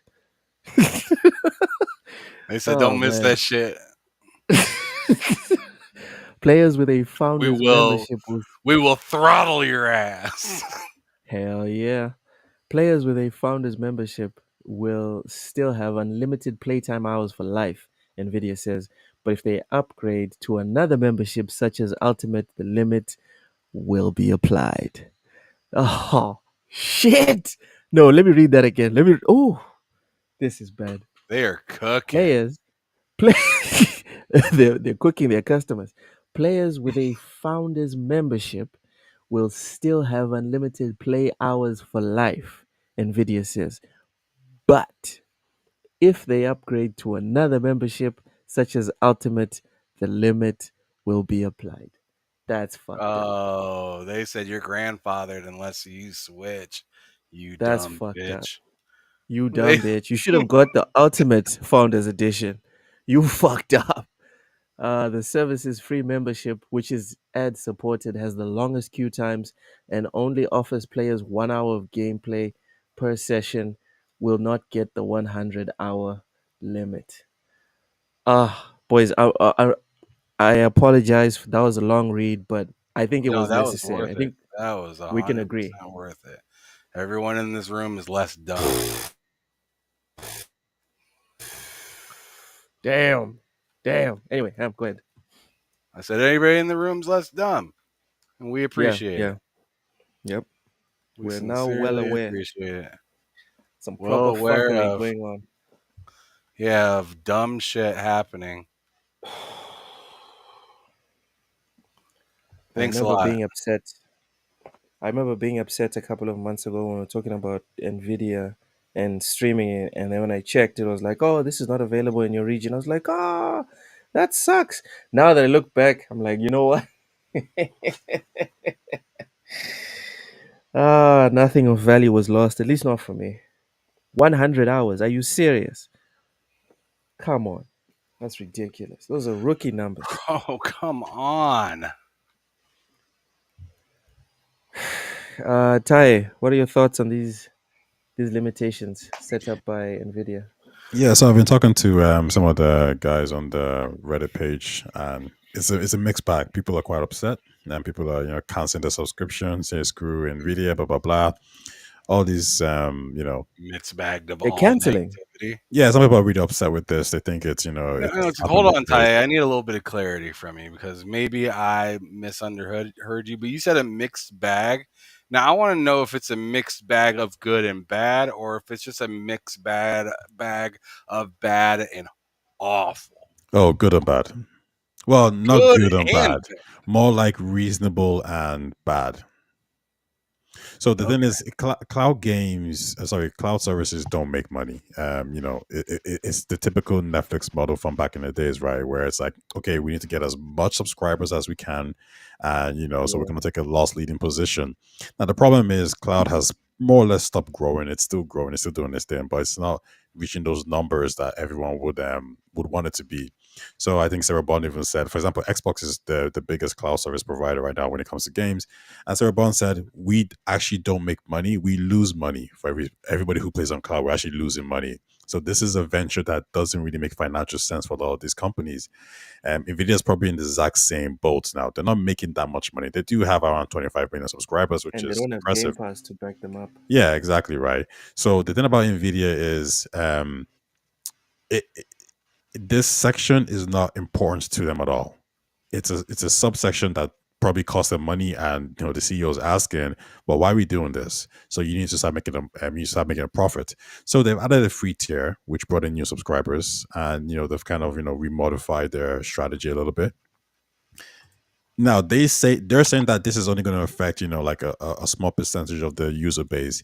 I think that's a lie. I think what's happening here is there's a lot of people on the free tier who you really shouldn't include because they only get 1 hour, and then they have to like log out and then log back in.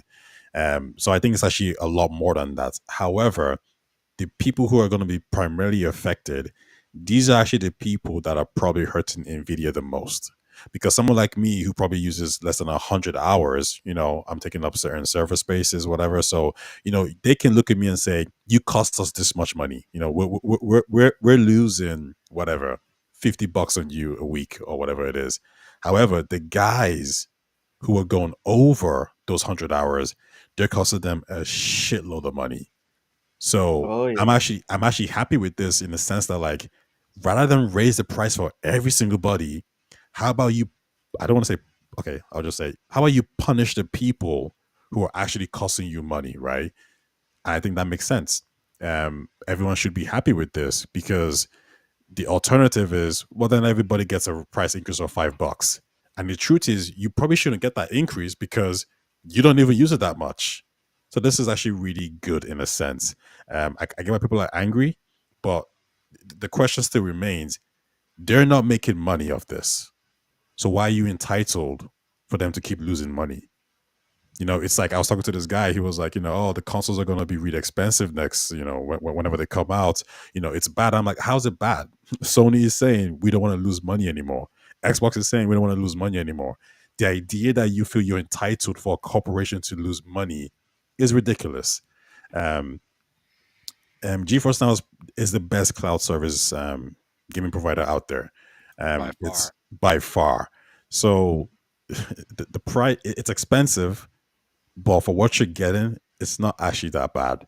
I think if people incorporate the free model, the ultimate model, and you unsubscribe here and there when you're not actually using it, I think you'll be fine. On the console thing, real quick before Ushers has it go on the console thing, I just like to throw a little quick retort. Yes, they don't have to lose money. Like I'm not entitled to an awesome machine and then they lose money, but they're not entitled to my money if they're not providing value for me. And in my opinion, if I could rewind time, I don't feel like I've gotten fair value for money on my purchase of my Series X or my PS5. If I could go back in time and stay with my One X and then maybe buy a PS4 Pro, I would have done it. The experiences that I've been offered right now, they don't justify all of that money. So for next gen, I would definitely 100% back people that would be reticent or reluctant to part with their cash because they would look back and be like, dude, look at what you guys just provided me. I'm not impressed with what I saw in the previous gen. So I'm not gonna rush out and give you guys money, regardless of, oh, this is awesome, it's the next gen or whatever. Yeah, y'all told me I could look forward to 60 FPS 10 years ago. You said that, both of you. So for me, when you say this, we're sitting here assuming that these are companies that are 100% truthful about what they're telling us and what they're selling on the box. But assuming that they're not truthful, then we 100% have the right to sit there and take a big fat dump on whatever it is that they're saying. And this business of we don't want to lose money, it's like, bro, you were losing money and you're providing me a substandard product. Are you telling me that now that you're making money, you're going to give me a proper product? Because they weren't losing money with the PS2. They weren't losing money with the series, with the 360. I mean, No, Yeah, no, Red they, Ring yeah. they, of they were the, losing the red money. Hey, They were hey, losing hey. money. Red Ring of Death. They were with the Red Ring of Death, but for each sale, I don't think so. No, I think Xbox has never made a profit off any other consoles. I think PlayStation even didn't make a profit maybe until I think maybe PS2. Ushers, you might know a bit better on that. But I think the PS4, no, sorry, not the PS4, the PS5 is probably the only console where they've been kind of breaking even. In fact, the only corporation that makes money off their consoles is Nintendo, and that was Nintendo after the GameCube. consistently. They're the only ones who do it consistently. Yeah, but even Nintendo was a bit like, I mean, the Wii was like, it was nothing, right? It wasn't powerful at all. So like they could do that, right? And then the Wii U as well, they made a profit off that. But I think the Switch is probably a little bit more egregious because that device has stayed the exact same price for the last like 8 9 years. They should be making bank off that console. I wouldn't be surprised if the Switch is the most profitable console, just from a unit sales perspective.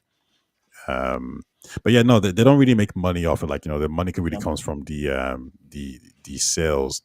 So, But again, it's not our I agree fault, with you. dude. Yeah. It's not So our fault. It's for your you, responsibility to sell us a product that you make a profit on and that we're satisfied with. If you so fail, and then you have to give us you have to over deliver on the product and then lose money on the back end, that's really not my problem as a customer. That's how I see it. to answer your question about like who makes money, so typically what happens is that the first few years you don't make money, but at some point in time, by the time you do your refresh, then you're making money off the console. This is the first generation where we've not seen that happen. This is why prices have not dropped. Um, Technically, what should happen is that the Pro should cost the same price as the base PlayStation now, and the base PlayStation should be costing around the same price as, say, the Series S. But that didn't happen this generation. We actually saw the opposite of prices actually going up of consoles that launched already at like a high price point. But Nintendo always makes profit. With Microsoft and Sony, it's always by the time the refresh comes, then you start making because the hardware becomes cheaper to produce. Mm.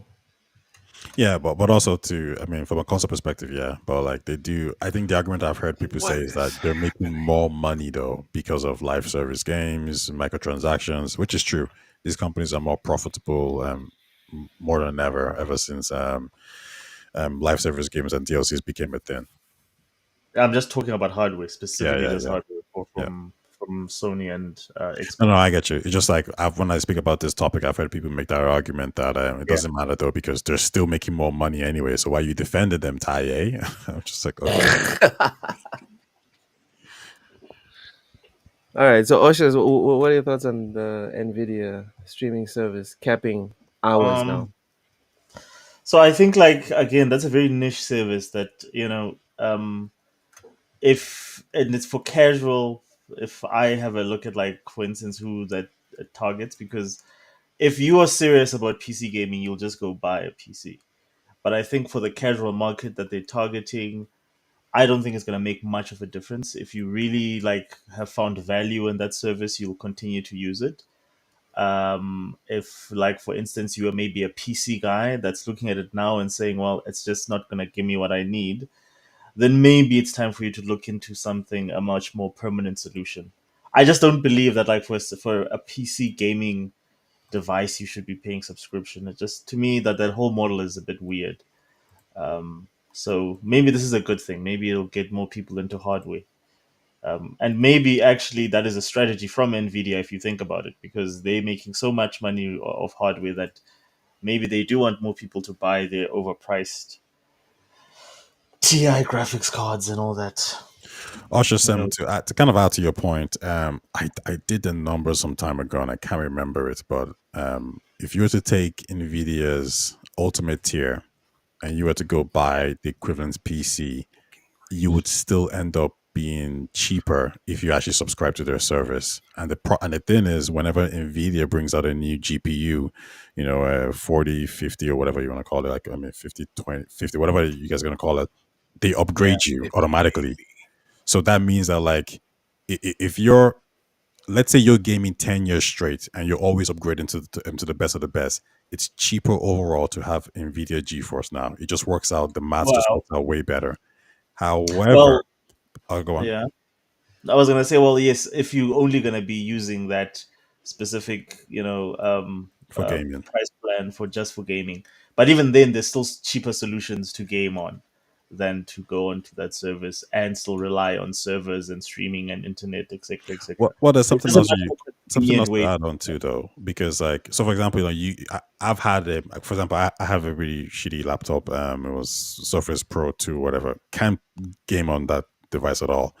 And when I subscribed to NVIDIA GeForce Now and Stadia, the thing that you could do is, it was like I was playing Cyberpunk in the airport. Like, when it dropped, I was in the airport and I was playing it, and it was perfect. The internet, the airport internet was perfect. So now I'm traveling in a different country and I'm still playing Cyberpunk on my laptop now, and it looks perfect. And I'm playing on my TV. So the accessibility is really, really, like, key as well. So it's not just really PC gaming; it's also mobile gaming, and it's also laptop gaming, wherever. Like, it's just so easy to access. And the reason why I actually bought Star Wars Fallen Order on Stadia as opposed to my PS4 was because I was actually traveling at that time, and it just made so much more sense. So I think there's an element of not just PC gaming but portable gaming that's really important. So I was playing Starfield as well on my Xbox Series X, 30 frames, choppy, buggy, and then I played on GeForce Now, and I mean, I'm playing, like, with top tier graphics, and it's 60 frames, 120 frames. Like, it's perfect on my phone as well. So my phone is displaying better output than my Xbox Series X. That is something that people would subscribe to, because the idea of paying 2K, 3K for a PC, especially when you don't have that money at that moment, isn't really attractive. Whereas with a GeForce Now, you could, get rid of Netflix, get rid of Spotify, maybe stop eating enough, coffees or whatever. And that kind of makes sense. However, to actually get 2K, 3K to buy a PC is a very different type of strategy. Yeah, like, again, like, I think then you're the customer for that product. I just think, like, for everyone else, they tend to fall, within the either hardware or console. Or what I mean by hardware, I mean PC hardware or console. Hmm. Um, yeah, that's where most people fall, because they use their PCs for more than just to game. It's for, videos and other things and productivity, etc. So yeah, no, but, like, I think then you are the ideal customer that Nvidia is looking for, is someone who thinks that service is, worth Oh, I every think cent. even, like, if someone is married, someone's couple, somebody has kids, like, a lot of one of the reasons why handheld gaming is great for a lot of dads, for example, right, is because they can, still mind their kids and just, like, play. And Nvidia will just give you that access. You're like, okay, you can stream your Cyberpunk game that you bought on your PC, on your phone. One of my friends actually, he was playing Stalker 2 and his PC couldn't really run it properly. Like his PC is good enough, but obviously there was a lot of bugs in that game. So what did he do? He just bought it on GeForce Now. He was like, yeah, I'm going to subscribe to GeForce Now for a month and play it there. And he told me, he was like, yeah, it's perfect now. It's flawless because, GeForce Yeah. Now is giving you the best of the best, right? So it can just power through the bugs and the glitches. So like you're right, it's never going to be the main thing, I think, but there's a Mm. point where it's going to get more and more popular. Like not many people know this, but in 2018, GeForce Now came out, and or 2018, 2019, and it's amassed 25 million subscribers up until this point. So that in the space That's of like, huge. yeah, that's crazy numbers, and nobody really That's like a knows this. whole ass console. It's like a You think whole ass console base. Yeah, like if you think about Game Pass is like 30, 35, yeah, and they had Yeah. the ability to give you multiple games, in the subscription service. But Mm. Nvidia got it right because for Nvidia, they were saying you don't like just buy whatever game you've bought, You can Cyberpunk, play it whatever it online. is, You you can can play stream it. that game with the best quality out there, and consumers really gravitated to that idea. Rachie says something here in the comments section. She says Amazon Prime is the best cloud service in my opinion. It's cheap. You can play all your Uplay and many GOG games on a powerful 1080p ultra setting PC. Um, Amazon Prime allows you to stream. Yeah. They have a subscription service called Luna. Just Rate, go ahead. Sorry, sorry, don't go ahead. no, Rachie is right in the sense that like the problem with streaming is that from a default perspective, if GeForce Now is the best, but for some people in different regions or different locations, based on their setup, xCloud could be the best, or it could be Amazon Luna. So if he says it works better for him, that's not really it's not like, oh, that's a lie. But on a standard, from just a general point of view, GeForce Now is superior to all these products by far, and it's Okay, but GeForce Now is not available in my region. Amazon Prime is because I have an Amazon Prime subscription. No, Amazon Luna might not be available in in your region.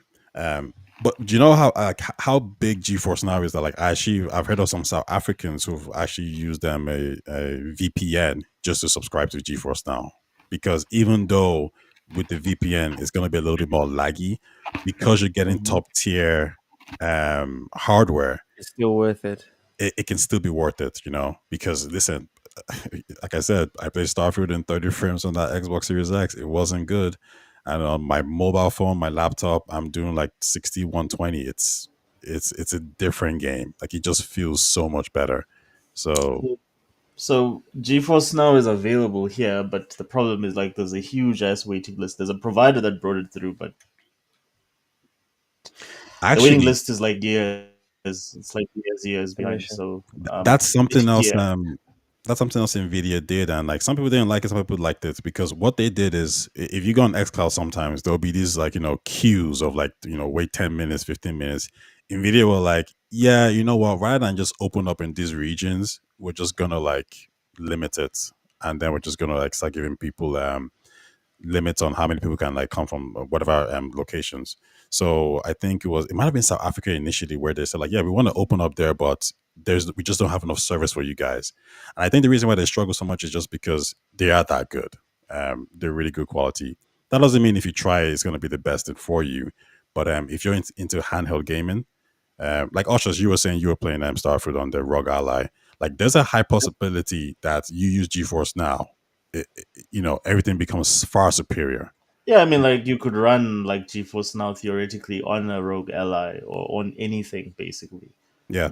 And Um, at that point, like once you play, it natively on your ROG Ally, and you get like your 40 frames, you get yeah. the lower quality, and then the GeForce Now is giving you better graphics, better frames. There's a Mhm. high possibility you might not want to go back to the ROG.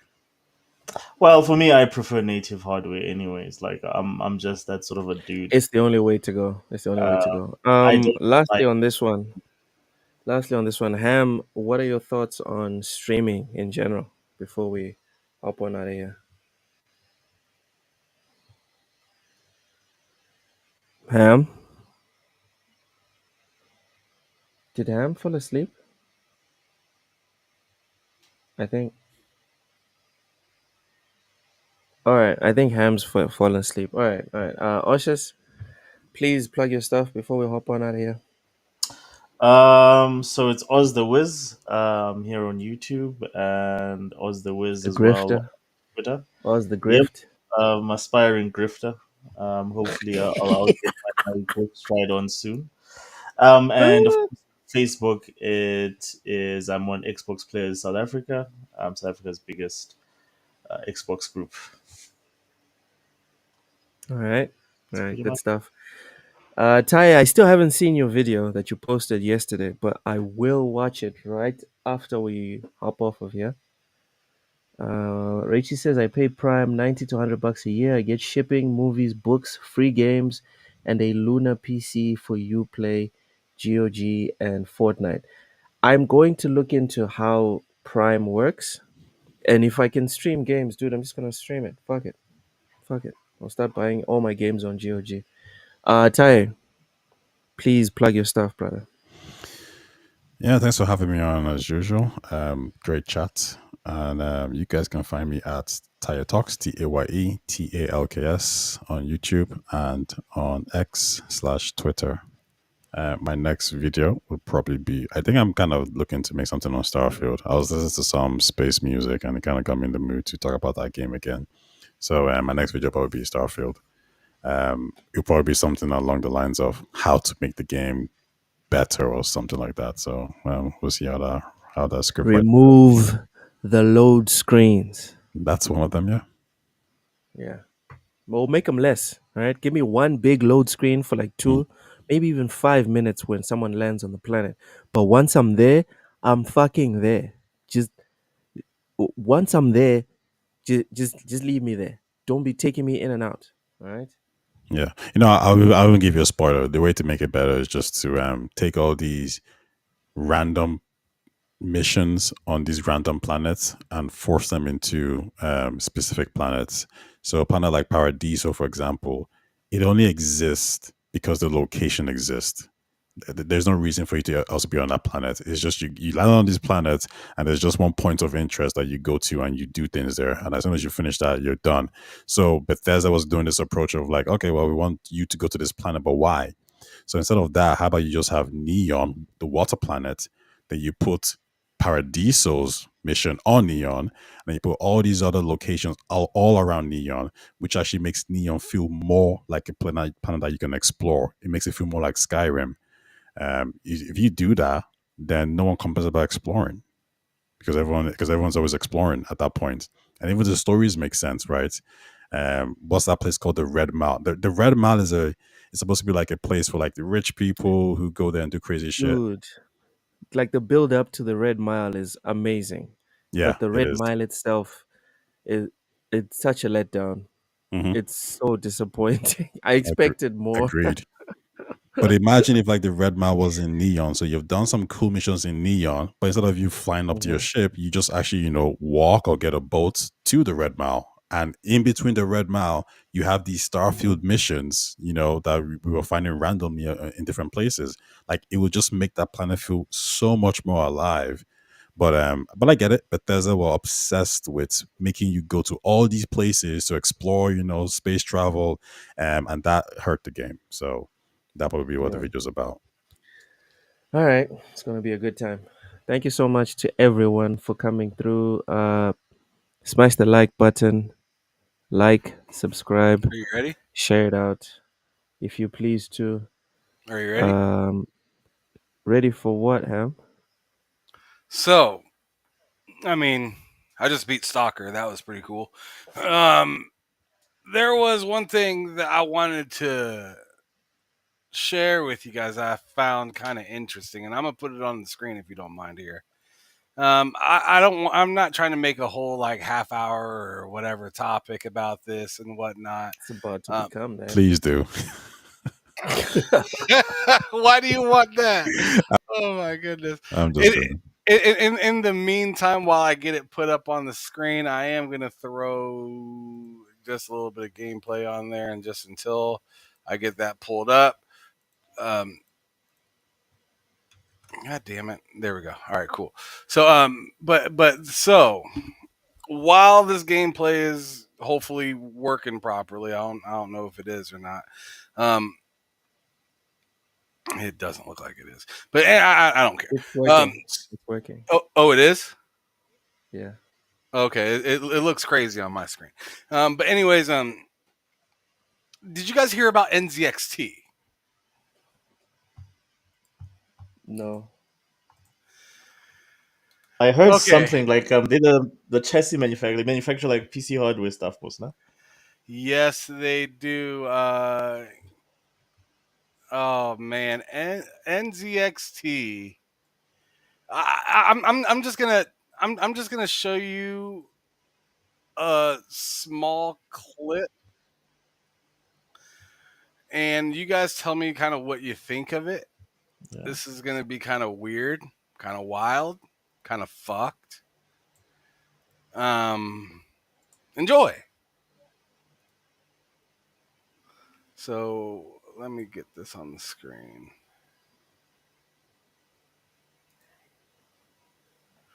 Yes. Okay. You guys see that? Yep. So this is Gamer Nexus. And they're talking about NZXT's rental service that they're coming out with. Yeah, I saw this.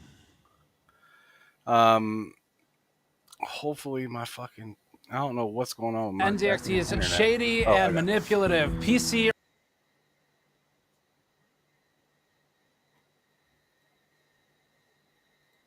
Shady and manipulative. My type of guy. I got it on the high. Today we're investigating NZXT's shady and manipulative PC rental practices. Because of this investigation, we've decided to terminate a $23,000 ad campaign that NZXT had queued up for Q4, and NZXT has been notified now. This is a rental computer, and NZXT's rental program belongs somewhere behind me. We ran the numbers. Over 5 years, one of their computers at $259 per month rental would cost you approximately $259 on the rental. A month. A month. Jeez, that's like a new Series S every month. $540 for a little over $2,000 worth of parts, and with zero ownership. For the same price, you could buy 7 equivalent. Oh yeah, I forgot to tell you guys. This is not rent to own. This is just rent. God damn. So what a lease. 5 years can go out and you're still renting it for the same thing, and you don't own it anymore you did than the first day. Jeez. You dumb fuck. That's horrible. It's genius, really, if you're dumb enough to pay for it. In those 5 years. But it's not just a bad deal. NZXT's predatory program silently swaps parts between systems that share the same name when moving from purchase, which often has better components, to rental. We think they're hoping that people don't notice the downgrade. And their performance benchmarks are a misrepresentation and a lie. They have 2 different GPUs in 2 different systems with the same name for the system that have identical performance, even though the GPUs should be 15% at most different from each other. 1 month after we rented a PC from them, they jacked up the price on us by another $96 per year. When we asked to cancel the subscription, they sent us a link that went to a 404 page that didn't work. They're now offering what they call a free monitor, keyboard, and mouse for $0 per month if you rent a PC. Except in connection with that deal, they increased the price by another $10 per month, or $120 per year. Silently. All of this screams scam, and NZXT's own ad partners say that it actually makes kind of sense. They have 0 strings attached. With no strings attached. No strings attached. No strings attached. And no commitment. Except there are commitments. Lots of them. This is a direct quote from the subscription agreement. You, grant operator of the business, a non-revocable, perpetual, non-exclusive, worldwide license to use and distribute, however operator sees fit, any and all images, video, correspondence, audio recordings, or other data and information. Is there a good reason for that you can think of? A good reason for the business or for the consumer? For the business. For the business, it's to sell your data. Yeah, right, okay, all right. But if it's on the hard drive and you return it to them, you've provided it to them, and it's pursuant to this agreement. And it's in connection with the service. It's in connection with the services. And that's not the only NZXT advertising lie. Luckily, not only did NZXT send us out their Player 3 Prime to help finish out the gaming house, but they gave us a way to finish out our 6 PC setups without spending $18,000. You can now own Endgame on a PC starting at $59 a month with NZXT's new subscription flag. You might have missed it, so let's just roll that back. You can now own Endgame. You cannot own this computer. NZXT's own rental program agreement makes that extremely clear. It is not something that can be owned. But that's what he said. Quote, the subscription is not a rent-to-own program. At no point will subscriber own the rental devices or other services provided under this subscription, even if subscriber payments aggregate to more than the collective retail price for all services. As for who the customer is, NZXT's Flex rental program somehow gets even more duplicitous and disgusting.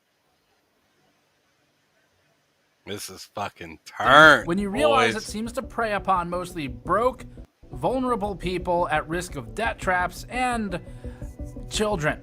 Interesting. Roll 212. Switching from console to PC has never been a cheap date, which always made convincing your parents or wife to buy one a difficult task. So that's a no? Thanks. Now I know what it feels like to be living in hell. And if you think about it, Carter PCs did make a video about it. You could literally get one of these PCs for 1 month and then win a Fortnite tournament or something and have enough money to buy your own PC. Now, I'm not saying that you should do that because winning a Fortnite tournament can be pretty difficult, I'm not gonna lie, but who knows, maybe some of you guys are underground Fortnite pros. And this is the exact... All right, that's where I gotta cut it. I'm done.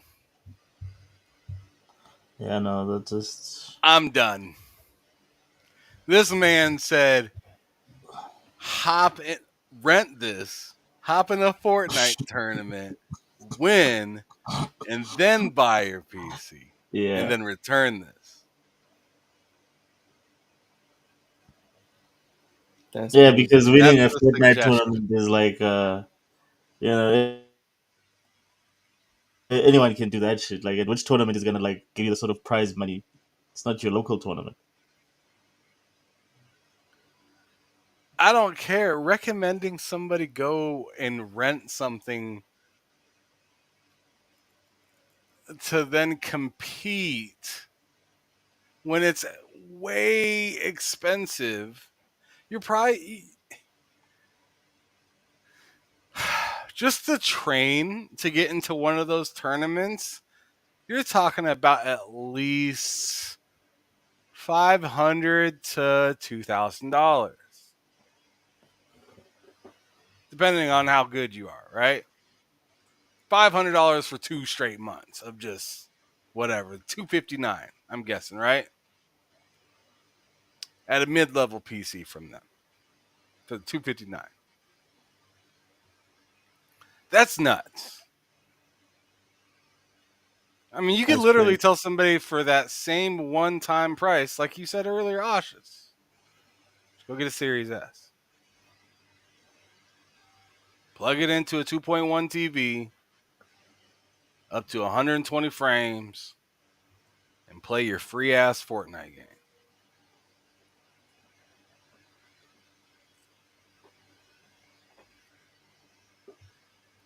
I don't know. Look, I don't know. I just wanted to bring that up because I thought this was interesting. Interesting is the word. Interesting is the word. Jesus, man. You know, people are signing up for this. People are falling for it. There was one person, I think, later on in this that asked, like, there was like a kid that asked if this would be worth it for just a little while, and he was like, "No, bro, it's a trap. Don't do it." He literally just told you that he tried to cancel it and got sent to a 404. Done. Come on. Then they sent him an email talking about, we're going to give you a free monitor, mouse, and keyboard. But on the sly, they're also increasing his monthly payments by another $10. That's wild. So nothing's free, really. They just keep shivving you and shivving you harder. The more you say no, the harder they go. Like this ship has That's a smiley face on it. pretty much. Oh, you don't like it? Here's a bigger one. Crazy. You want to see something really cool, Oak? Good on these guys for canceling their sponsorship. You see, these people have principle. We need more content creators like this. People that would look $30,000 in the face and spit on it. Say Oh no. my god. Keep your money. Yeah. Yes. And on that note, we have come to the end of the show. God damn it, Ham. Put that down. Put that down. That's far Q right there. Thanks, bud. Yeah. Yeah. It's a Yeah. good looking photo of you. Dude. You look Imagine if I dead had fucking hair. serious. Look at that chin hair right there. Imagine if I had hair You've like been that in the pasture. in the mud. Ham, is there Get anything out you'd the like to mud. plug before we go? No, there's nothing I'd really like to plug. I guess there's one thing I did get recently that I'm gonna be trying out when I go to the Game Awards. I got Mm-hmm. these Ray-Ban Meta glasses, and they record up to like 3 minutes through my glasses, and they also do like live streaming and shit like that. Mm. They're like Some things fall. 350, but in the process of buying these glasses, I got my eyes checked and found out I got a stigma in my right eye. So so Oof. now they're prescription glasses. Yeah. So does it help or does it make the stigma worse? What do you mean? The glasses. Well, the glasses are just glasses, but the glasses have microphone. They have, I think, like 3 or 4 microphones in it, just so it can pick up depending on you know the shape of your head. Mm-hmm. Your audio. It also has speakers in it, so you could listen to your music or take phone calls and whatnot. And then in the like top corners of the glasses, in one corner there's a camera, and then the other corners there's like a little light that turns on when the camera is recording to let people know that it's recording. And it also has AI in it as well, so then I could like ask like what the weather is, or hey, what does this piece of paper say in front of me, and it'll like translate it or whatever. It's pretty cool. Like I'll have to check it out, try it out once I get it, and send you a couple of videos of it. All right. All right. That's a good thing to look forward to. Who's this fine gentleman on the screen? You know what you did, Fark. You know what you did. Anyways, thank you to everyone for watching. Like and subscribe. like, like and subscribe. Good looking brother. Uh, Look at all that hair. if you're not watching it live, leave a comment. We might get back to you. We It's a do this every handsome single panther. Monday. Everything, everything plus gaming on TSWS.